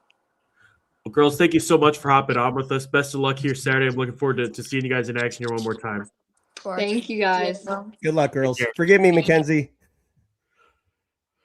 From there, Danny, we're going to get an outside perspective now, as we have been all show, joined now by Vince Cerbone, head coach at Franklin Central. Vince, how are you, sir? Can you hear? Oh, you can't hear Vince now. Hold on. Vince. Good? There we go. Yeah, Now we can hear okay. him. Vince, Doing what's great. Nice to see you. Not too much. Have a little bit of free time here. up? you have the unique distinction of having Center Grove on the ropes. Like you had them dead to rights and beaten. What was the key beyond just, the unreal start they had 3-point shooting wise, I guess, just to attacking that defense? Well, when we played them in the sectional game, we're real familiar with them. We get an opportunity to see them probably 14, 15 times a year. And I've seen them probably 30 times in the last 2 because we knew that's what it came down to. And, it's for us, it was about moving the ball, getting good looks, not being stagnant, because against them, their defense is so good that if you're not going to have good ball movement and player movement, you're not going to get the looks that you need. And it really helped that we shot the ball really well. And in all honesty, we took care of the ball until the fourth quarter. I went back and kind of reviewed some things. The first 3 quarters, we did an outstanding job of handling pressure and so forth. So, and, on the defensive side, we made other players step up. And, I felt like in the first half, even more so than the second, taking Grayson out a little bit and making her really have to work. But I'll tell you what, MacKenzie was the big time step up in the first half for them. If she doesn't drain those 3 threes, it could have been a different game. And she was big time in that first half. And they've been notorious for doing that team wide. I look at them and I look at, Tapak going down the stretch all month. She's been big. She's stable as a point guard. She hits big shots. She hits free throws down the stretch. And then I think one person that's been overlooked has been Wagner. Wagner's been big the last couple of weeks. People kind of overlook that, and she's been finishing around the rim and at key times. And she's been really big for them as well. And then obviously Hannah, Jen, she just has another level. I saw it in her eyes in the fourth quarter for loose balls and for 50-50s and for offensive rebounds and defense. I just saw a different look and hustle and aggressiveness. Like no one was getting the ball but her. Yeah. And when you have that, it's just a good thing. They all complement one another extremely well, and they all know their roles. And that in the end has led to them continually having faith in what they do. And they've had some great comebacks this year and tough games that they've won. So I thought were really prepared. A lot of people ask me if I was upset. And yeah, you always want to win. But I felt like our players played the right way. We didn't finish the right way, but we were prepared. We knew exactly what we needed to do. The players performed well. They just outperformed us down the stretch. And you just got to give them, a handshake and compliment them and wish them the best. So you mentioned it's great to have you on the show, by the way. It's been a fan of yours for a long time from a distance, but it's great to talk to you. You mentioned at the outset, kind of where I am with this too. Like when you have like switching gap defense, the way that Stuck and Center Grove run it, you're right. I think it like player movement and ball movement, you can't drive to score against them. What are the specific things that you think and the challenges that are presented to a dribble drive system that doesn't have a lot of player movement? What are the specific things that you might be looking for in this game to see how Norwell attacks that gap defense? I wondered the same question. I watched them play Homestead because I played Homestead over break. And then I was curious to see how the second game went. And they don't set any screens, which is a good thing for their defense because you're not going to have much switching. They do hand off and kind of flip the ball, but they may, and they are patient. They'll wait, through 7 or 8 people driving before they look. But they really do rely on just breaking you down. And I watched years back, and I wasn't there, but Bedford, it was 2-3 years ago, Bedford couldn't get to the basket trying to do the same thing. So I do wonder if they're going to be able to create. Now they have a couple girls I feel like can shoot at a pretty high rate with that. So, I do think that's going to be an issue because, there is some opportunity, I think, to penetrate and kick and so forth off of some of the movement they have. But I do think that Center Grove having a week to prepare, when I look at Stuck and his staff, they will be prepared. You're going to have to be able to modify some things in game to be able to get those shots up. So do you feel like, because last year, Jason Simpson, who's one of the best coaches we have in this state, has an undefeated #1 Greensburg team in the state championship game, and he decides going into it that he's going to stay home on the 3-point shooters and let them play kind of 1v1 in the middle of the floor there. This gap defense, I mean, it seems like Center Grove is going to help. I mean, it seems like the key to the game is going to be like locating shooters and fan out and whether Norwell can hit them. Do you see it the same way, or do you think Center Grove in that gap defense can fan out to the 3-point shooters just in normal scheme? They cover pretty well. You got to work. You know, I mean, if you watched any part, I know Hank did, like seeing the first half, like we got to move the ball. You got to really work to get those shots. Center Grove's really good at clogging it up and recovering to shooters. So they're going to have to make certain that they're getting high percentage shots that way. You know, I'm curious to see because, you know, the baseline's dead against Center Grove. It's trouble. And we still venture there for some odd reason, but it's dead. And, you know, our success last year for the last 2 months of the year, I had a Center Grove section in our practice. We had 15 minutes going against a switch, going against some sag. This year, not so much because I felt a little more comfortable with our group. But it's a defense you don't see very often. A lot of people gap it, but they also switch, but they also do a great job of helping recovery. So it does present some challenges to you. On the other end of that, like I watched Norwell again today or yesterday morning, the first half just to refresh, and their 1-3-1 is fantastic. I mean, it's going to be defense after defense. Now, my biggest thought is, what is Coach going to do if Center Grove gets those layups like you said they did last Saturday? You know what I mean? Against see, like what is their adjustment? Because man, I know they have different ways to run it, but that's a foundation of his program. Yeah. So are you preparing for the 1-3-1 specific to the way that Norwell rotates it, or are you preparing for this and like, hey, it's an odd front zone and we're going to attack it the same way kind of thing? I guess what kind of challenges does Eric Thornton and Norwell present Center Grove, not in the game, but in preparation for the game? Preparation, I think you have to look at it two ways. I think you specifically prepare for the way that you have seen them run it, which I know they've analyzed film and they're ready. And I also think you do some disadvantage drills to present how are we going to handle being trapped, you know, a 5-on-7.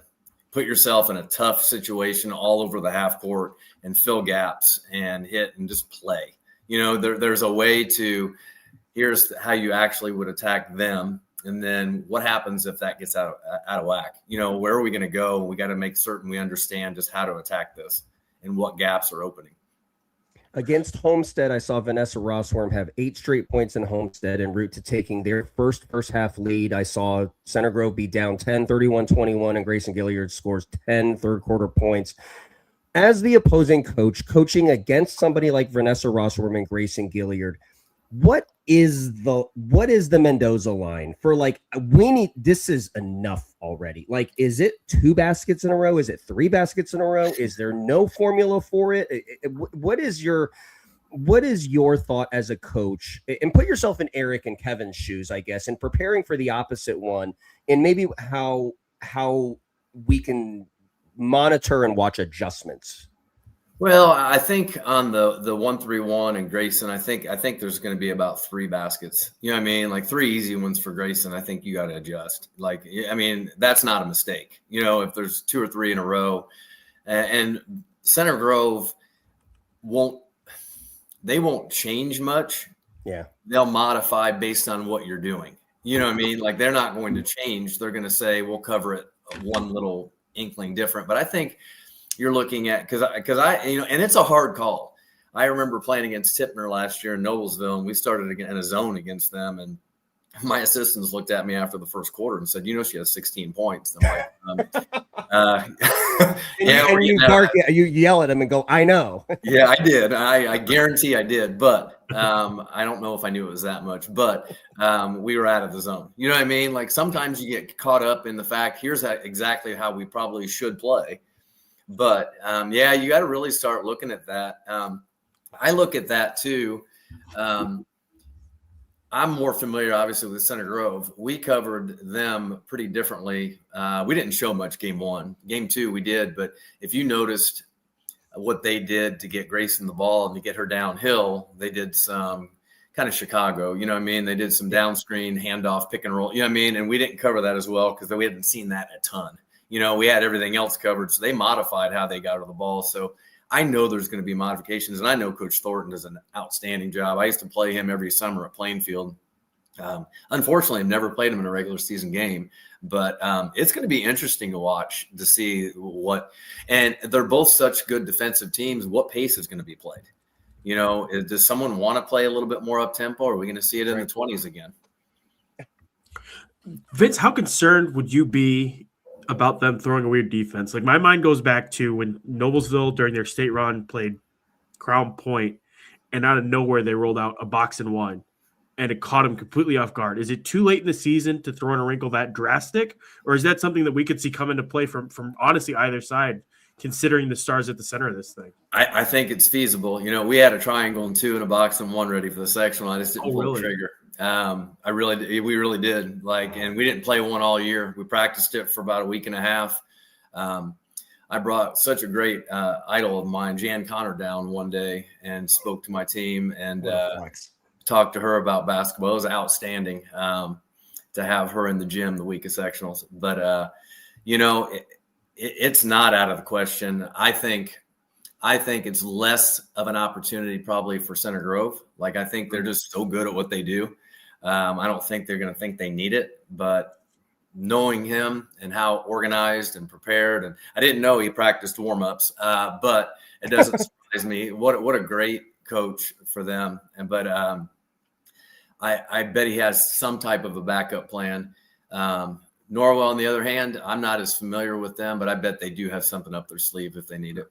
In terms of a coaching matchup, I mean, this is like the elite of the elite, these two. I mean, like I told Danny going in, like just the two very best at what they do, and they both do it so differently, but the results are just, I mean, they're undeniable. They do. They're fundamentally sound. They have a system. They have kids that buy in and do their system. Like, they are both like great programs from top to bottom. Like, I look and obviously I have a lot of Center Grove roots, and I've coached some youth stuff there, and I live here and so forth. I'm very familiar with these kids and the program, and they do a great job. Sure. Well, Vince, thank you so much for hopping on with us, sir. Yep. Congratulations on a successful season, and looking forward to talking to you here again soon. All right. Thank you very much. Hey, thank you, guys. Yep. Vince Cerbone, head coach of Franklin Central. Hey, Hank, you mentioned the coaching. So if you go back and watch the last play of the semi-state championship game, when Hyatt misses the three and they win the game, if you look at the angle that was diagonal across, so Hyatt's shooting at you and you can see stuck in the background, he's holding his board. Mm-hmm. And I would bet my mortgage that the play that was drawn on that board wasn't what he thought was going to happen in the sideline out of bounds. I guarantee you it was on that board was, if Hyatt hits the three, I'm going to call timeout. And I bet it was the play that he was going to run under a second to throw the ball the length of the floor. These coaches are locked in. You said that these are the best these are two of the best coaches. They're not only the best coaches in regards to establishing identity and bringing it to life on the floor, not only the best coaches in particular game planning, things like that, but they're also really great situational coaches. And I can't wait to see it. I would love for this to be a one possession basketball game with 4 minutes left in the fourth quarter, because I'm just going to watch the coaching. Sorry. Vanessa's having trouble hearing you. So I'm going to have Vanessa log out and log back in again, and we'll see if that solves it. In the meantime, while she's doing that, Macie just signed in. Macie, give me a thumbs up if you can hear both Danny and I backstage. I think the wrinkle potential is interesting here. I don't know why that clicked in for me, but that Noblesville game, is what I go back to. And maybe against Norwell, it'd be like a triangle and two thing. I don't think you can go box and one on just Vanessa with how Macie's been shooting the ball, but Norwell, I mean, they probably do have that flexibility where they could throw something like that at them. That's something interesting, and that was a successful way for me to kill time here. Well, I don't know also. So we saw the wrinkles in the Pendleton Heights game, right? 48-45. They go triangle and two. Tapak gets a 3. When you do a wrinkle like that, and I'm not saying that you're wrong, and I'm not saying that it's not a possibility, but you push your chips into the center. You better win that hand, because both of these basketball teams are good enough to bury you that if you make a mistake in something that you've only practiced for a week and a half and you make a mistake, they're going to rip you. And that wasn't Grayson that ripped you. That was the freshman Lillia Tapak that ripped you. And it was 48-48 after that. And I'm not saying that Nick did anything wrong. I'm not sure that defense was the problem there, but I do think that is what, in a close basketball game, that's why they get paid the big bucks, man. Like, and that's so if we do see it, I think the first thought that everybody should have is they don't like the game flow. They're pushing into the center because they're going to try to win the game on this particular hand. So that will be very interesting. But yeah, look, Stuck and Thornton, they're ready for everything. Yeah, I think you're right. They have backup plans in place for sure. Joined now, we have everybody's audio working. Joined now by Macie, Saalfrank, Vanessa, Rosswurm. I think I've talked to you two more than I think anybody else in the state this week. How are you guys doing? I'm good. How are you? Good. Good to see you guys again. How was today for you guys? I know this is kind of old hat for you, but how was Gamebridge walkthrough day? Really fun. It was just good to see everything again. It's nice that we're really familiar with the schedule and where to go, just in general, but really cool still. Yeah, it was super fun just to be with everyone again down there. You guys described this as kind of a business trip when we talked on Monday. With the experience you have of being here, does that allow you to kind of appreciate the moment a little bit more and cherish it, I guess, for lack of a better term?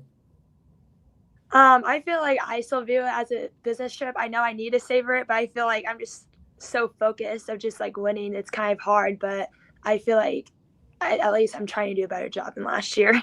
Yeah.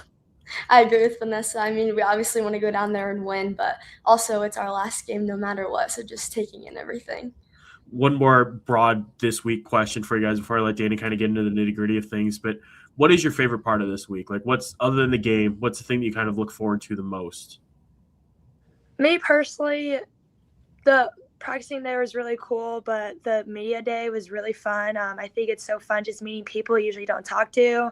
Not gonna lie, Brian, I really like talking to you. You came over to our table like 3 times and just I mean, we never see you since you're in Indy, so always talking to you is always fun.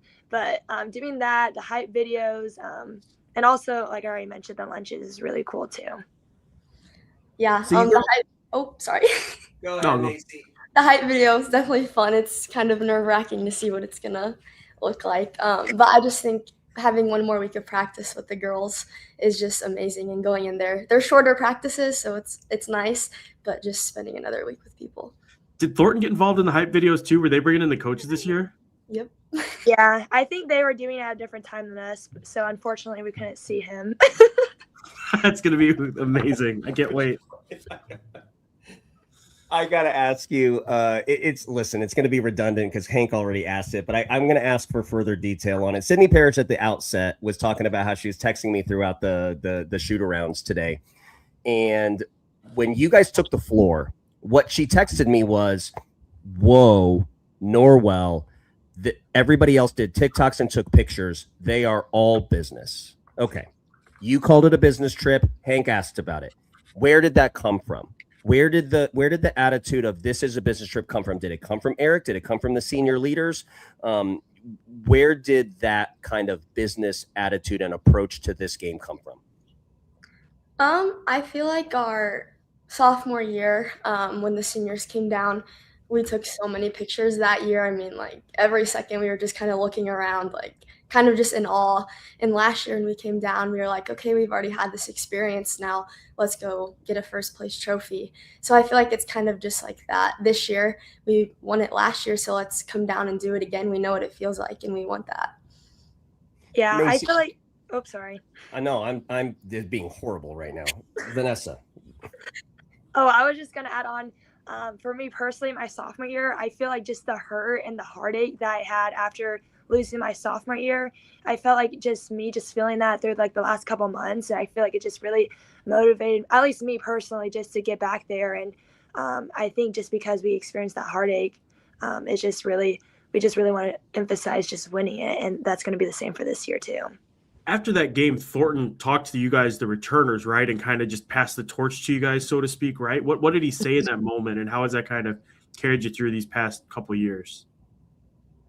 I remember him saying, since, like you said, he was literally passing the torch towards our group, he was saying, make it your own, because every single group is different. And I think he knew that this is a new chapter for all of us, since we weren't really returning a lot of people last year. So I think whenever he said make your own, I think we really achieved that, and we just do things differently than the other group, not in a necessarily bad way, but we definitely approach things differently than that group did. Macie, I'm going to ask you to, wield a bouquet for Vanessa Rosswurm. She's been on such a tear. Tell us take us behind the scenes of this run. I mean, she's, it's the 6 straight points against Homestead, the 30 whatever she had in the regional. I mean, the kid just never stops. She's shooting at an unbelievable level. She's leading you. She's playing really well. What are you seeing from your teammate, Vanessa Rosswurm? Yeah, I mean, I feel like she obviously does have some pressure on her just because of how amazing she is.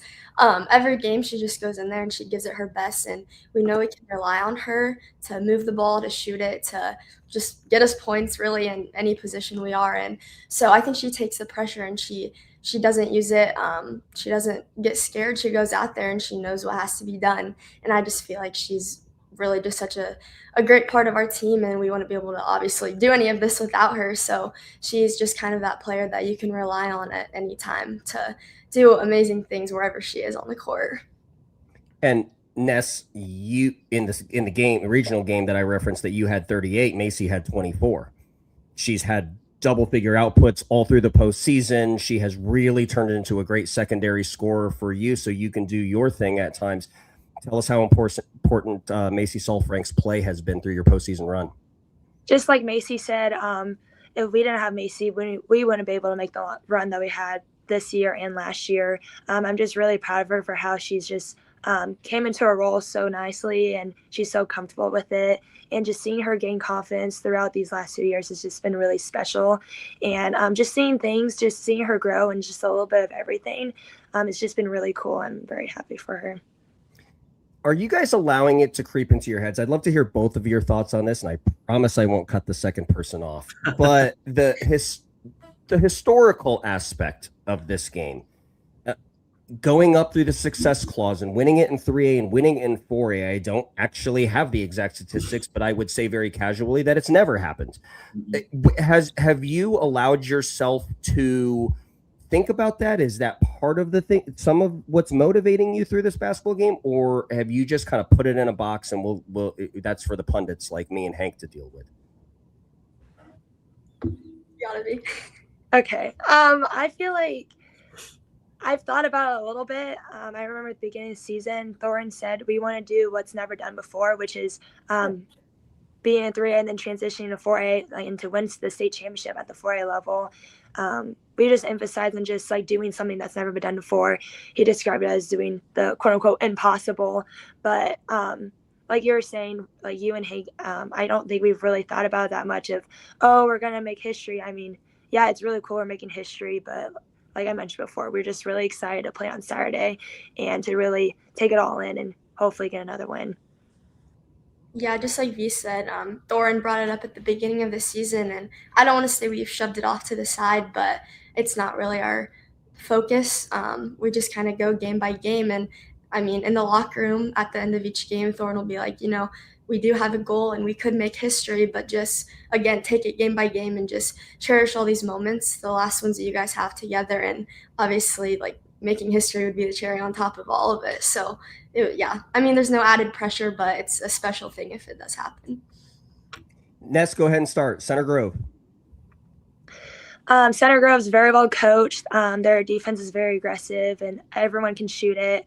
Talking about their defense is very packed in. I remember you talking about it, Danny, when they basically just want to stop people driving in the gaps, and it's interesting since our offense drives into the gaps. I remember you saying how interesting that matchup will be, which it will be, just because I feel like their defense is similar to the stickiness of Homestead's. Like, they're up in your face and they're all, you know what I mean? Like, they're very physical.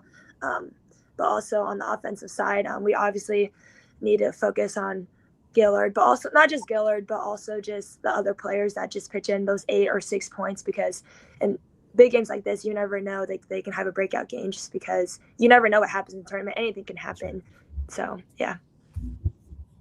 Yeah, adding on to that, I mean, their defense is the biggest thing we've talked about while watching film or practicing, focusing on our defense, because they also do have a strong offense. And so I think with their defense, we're just going to have to get deeper into possessions and not rush it, just because of how packed in they are. And everyone's going to have to be a scorer this game and look to shoot.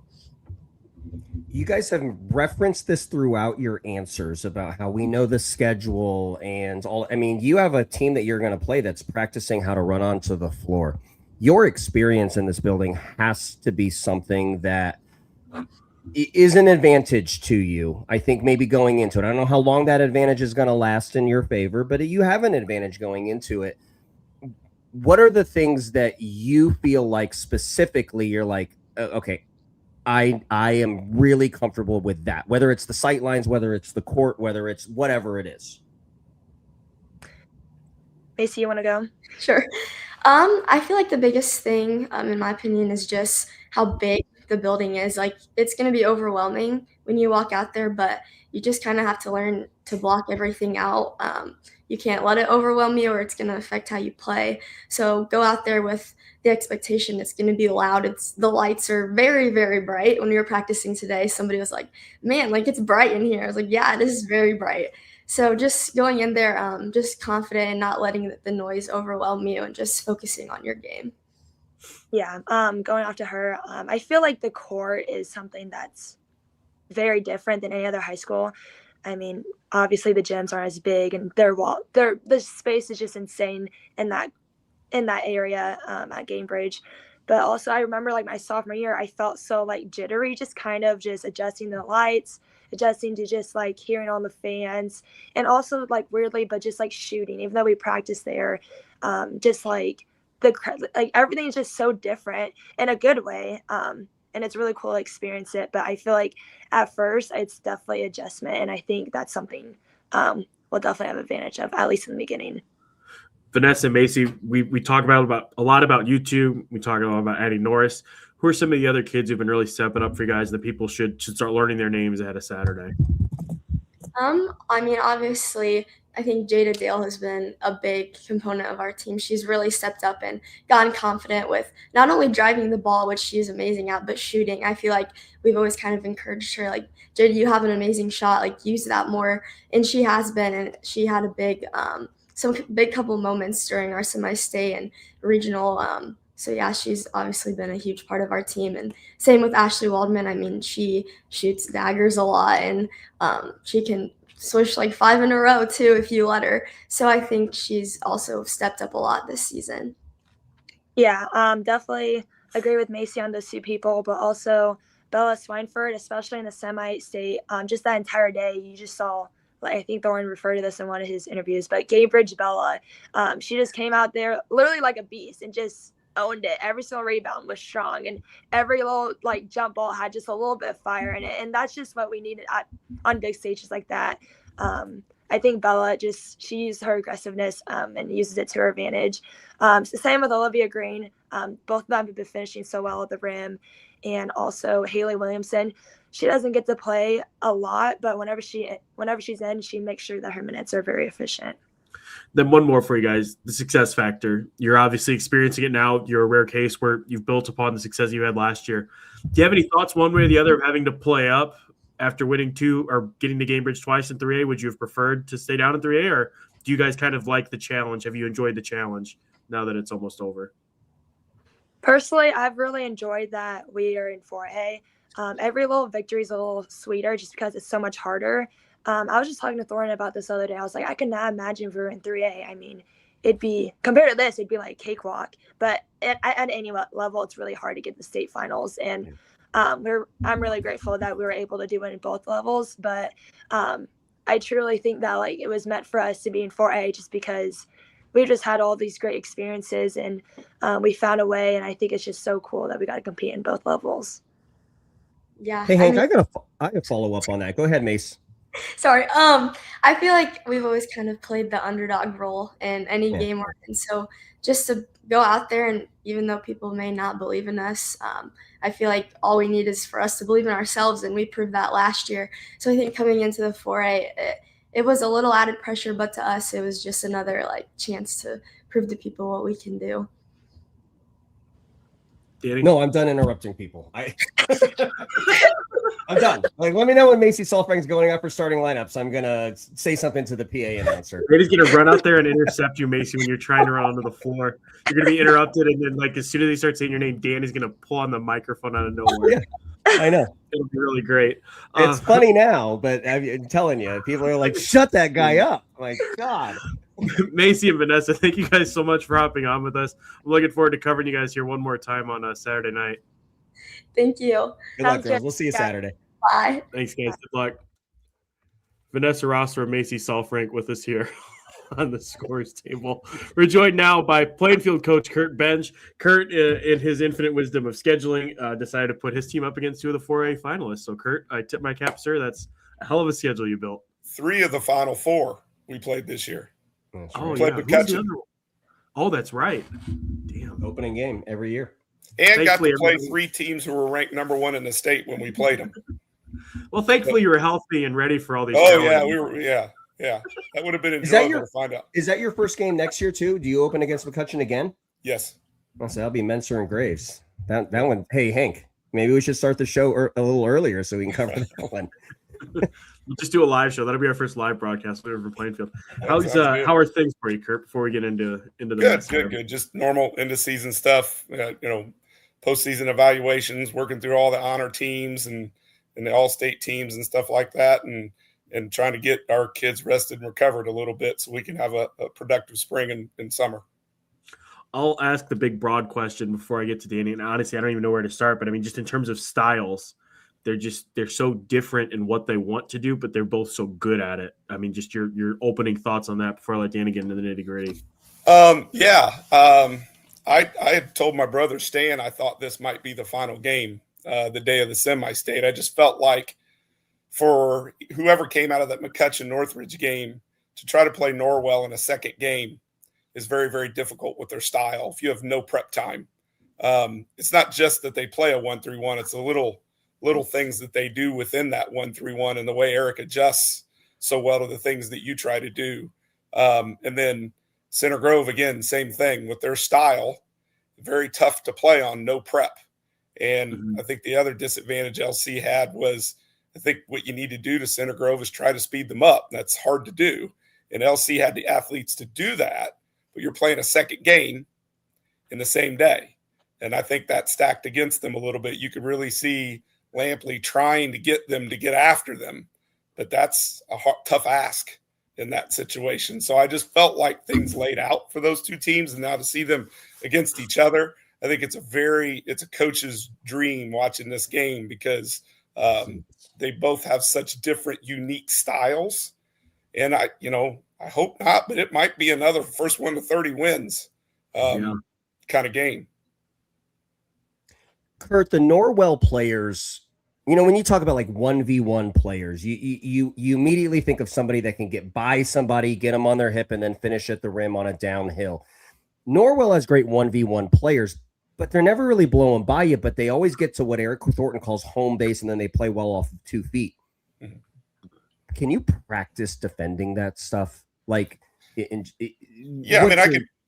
I can just tell you what we did. We had a conference game on Friday night and had to turn around and play them in a Hall of Fame on a Monday, which was weird. We had a practice in Newcastle, but I thought I went back and watched the film after Brian asked me to appear on this, and we did a great job defensively against them. Our thing was we wanted to jump them. And we wanted to jump out on the dribble handoffs and things. And there were some certain situations that they do where we felt we could get some traps. I don't know that we always got them trapped, but we were able to make them go wide. and I think prevent them getting, their spots, what he calls home base. But they're just, I would agree with you. They're not the classic, here, I'm going to get the ball to you, get out of the way kind of kid, but they get to their spots and they're patient enough within the context of their offense. And I think that's where Coach Thornton deserves a lot of credit. Like, they've bought into his system, and so they don't give up on it very easy. You have to be really sound to try to disrupt what they're trying to do. Go deeper on the gaps. You heard Vanessa Rosswurm talk about it. If you've watched the last couple of episodes, I will not shut up about it, but the dribble drive is a gap offense, and Center Grove plays a gap defense. The two are going to collide at Gainbridge Fieldhouse, and we're going to have some answers when the game starts. But what's your read on gaps in this game? Center Grove has better on-ball defenders than people realize, I think. Across the board, the way they're able to switch everything and stay in front of people. I think those matchups, it's really intriguing. Brian asked me earlier who my pick would be, and I got one for him if he wants me to guess. But it's really going to be fun to watch how it develops, because like you say, I think you can take those gaps away, but I don't know that Center Grove's defense is designed to do that. But by the same token, they're not easy to get past. So that's where I come back. It might be another one of those first 1 to 30 wins, because I can see Norwell just running it. And Center Grove really doesn't do anything to keep you from going east and west. They just don't let you go north and south. So it'll be interesting.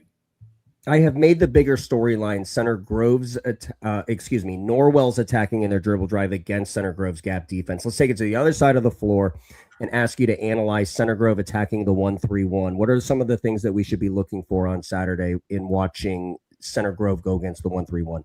Well, on the flip side of that, I've talked to a number of coaches over the years. Is like, well, okay, what do you do with Center Grove? Like, how do you get them to even dribble? Some of the years that they've had, some of the teams they've had in the past, and everybody always wants to half court trap them, which is what Norwell does. So it'll be interesting to see how that, it's not a team doing something that they don't normally do, which is, I think, what Center Grove's able to force most teams to kind of do something they don't normally do to try to disrupt them. Norwell does this. This is what they do. So it's an intriguing matchup. Like I thought the best thing that happened to Norwell was Warsaw getting beat. Warsaw was their totally right. Only 2 times I saw Norwell have to get out of that 1-3-1 with it. 2 times they played Warsaw, and it was scorching. It was just seemed to be a bad matchup for them. Not that they couldn't have beaten them. Beating somebody like that 3 times would have been, but when they got beat, it was like that opened up big time for them.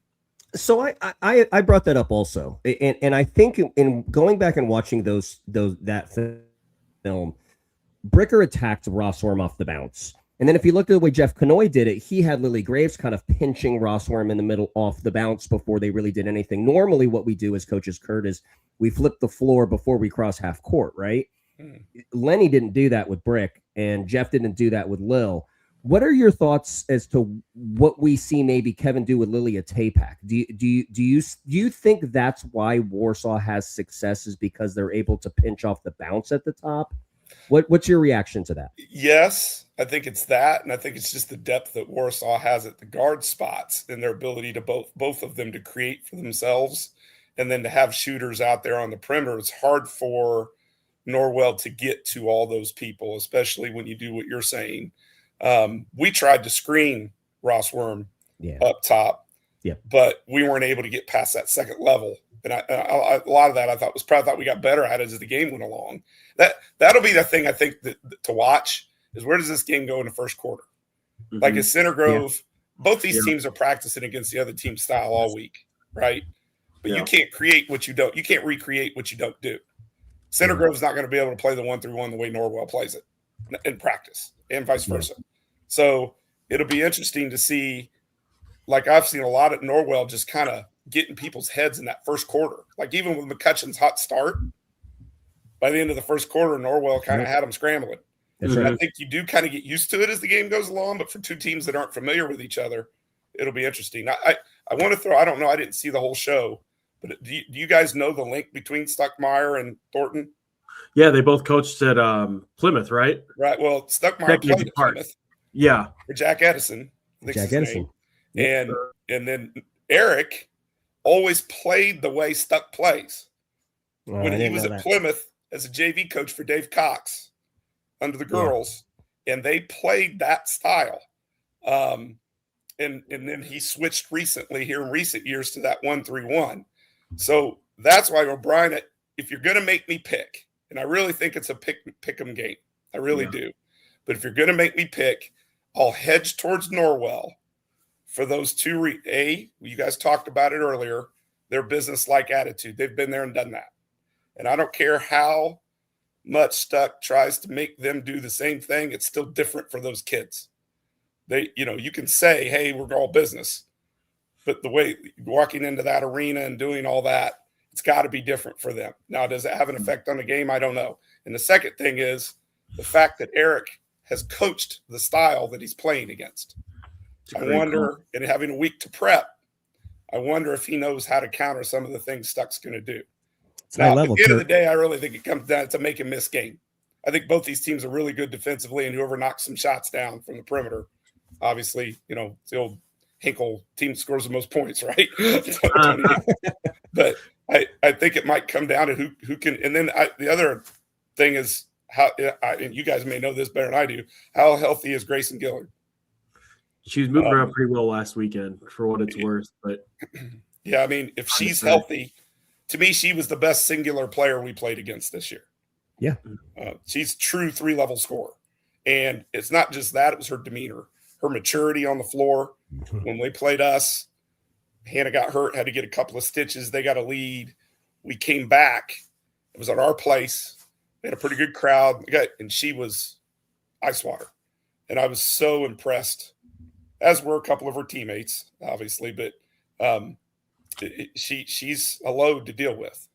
Yeah. When it comes to preparing for that 1-3-1, Curt, what's your stance on bringing extra players on the floor? Like, I remember, I think it was when I was covering St. Louis U against VCU, Jim Crew's thing was like he hated bringing out extra players because you're not playing against 6 guys, 7 guys on the other side. You're playing 5. So they'd find other ways to make it work. What's your philosophy on preparing for the press and bringing extra kids out there for practice? I think there's a place for it.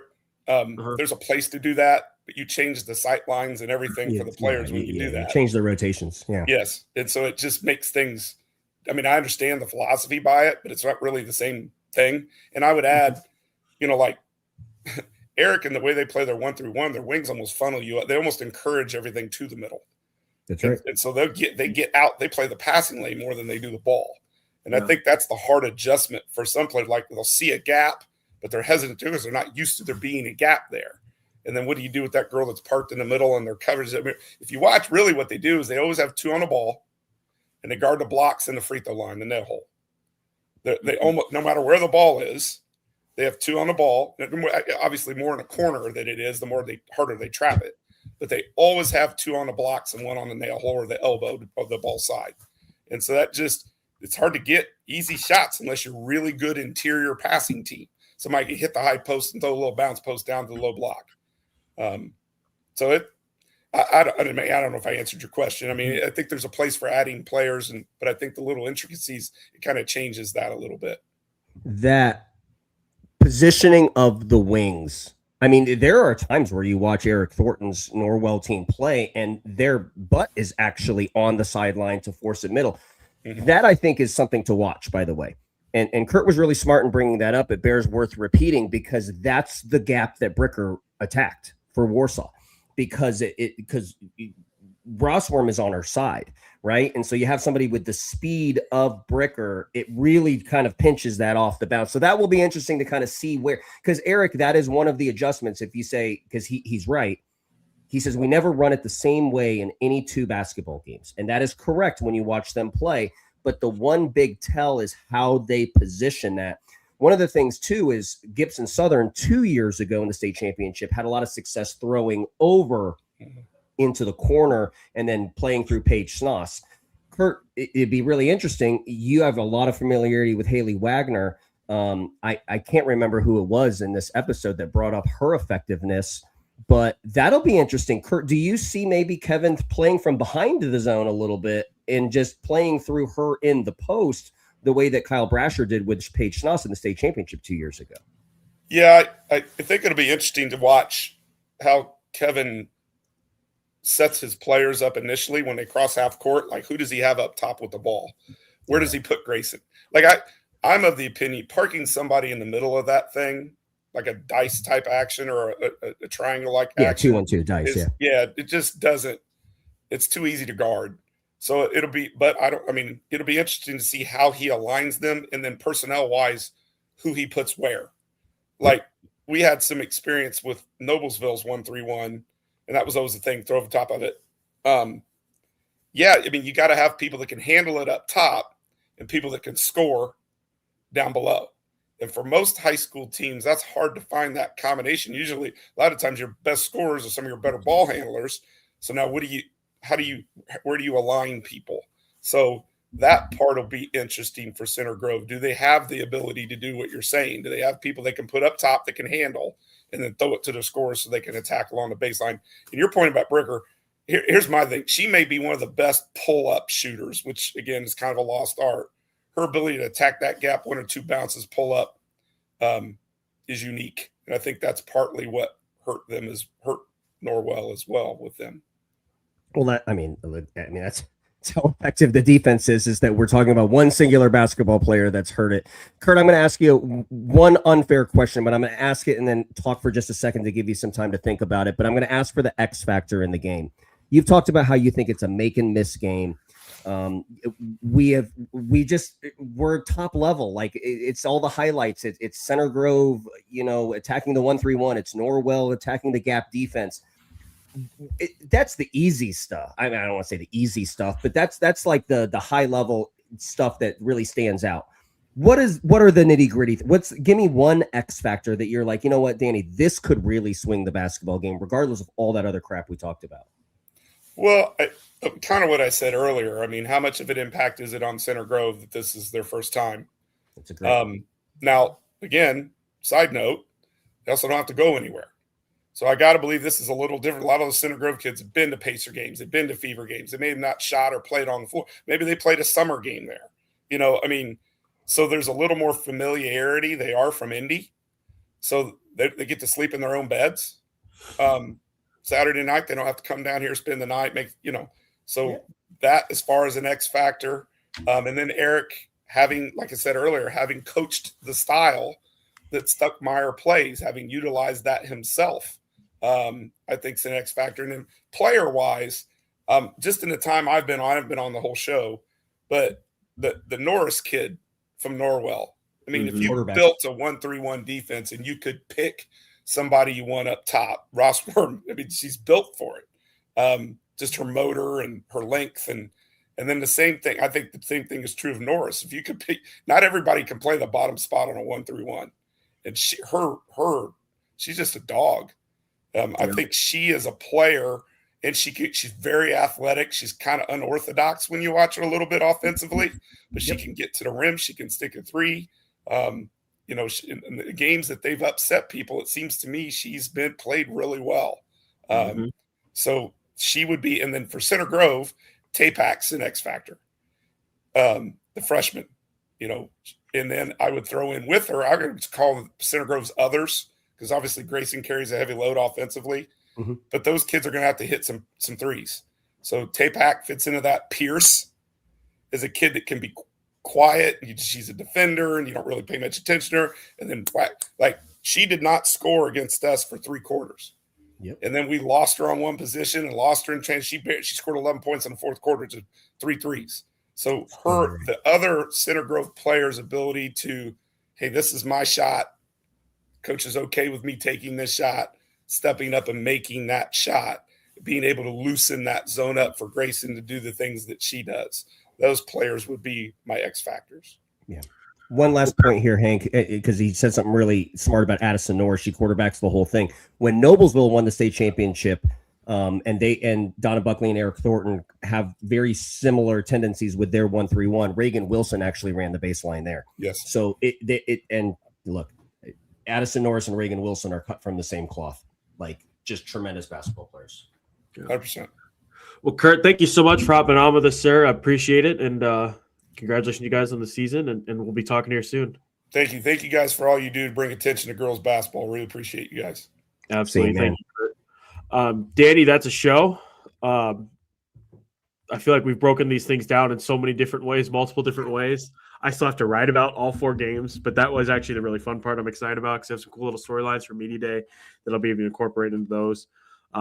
Thanks to everybody who's watched this show. Apologies for the technical difficulties, but that was fun. I'll be posted up at Gamebridge. I have a feature coming out tomorrow on Vanessa Rosswurm. Like I mentioned, the 4 previews and predictions. Saturday, I'll have coverage of all 4 stories on Borden in Class A, and then the 4A game, and I'll probably have a sidebar of something of sort on 3A, and we'll have coverage from other reporters on all 4 games. Grace Smith will be out there with me too. And yeah, again, thank you guys so much for watching. Danny and I'll be back with our championship wrap show at some point early next week. Going to end up scrapping the prediction show just because we're running out of time. But yeah, hope to see everybody out there at Gamebridge Fieldhouse tuned in, watching Sid. Thank you to everybody who hopped on with us, everybody who watched, and we'll talk to you guys again soon.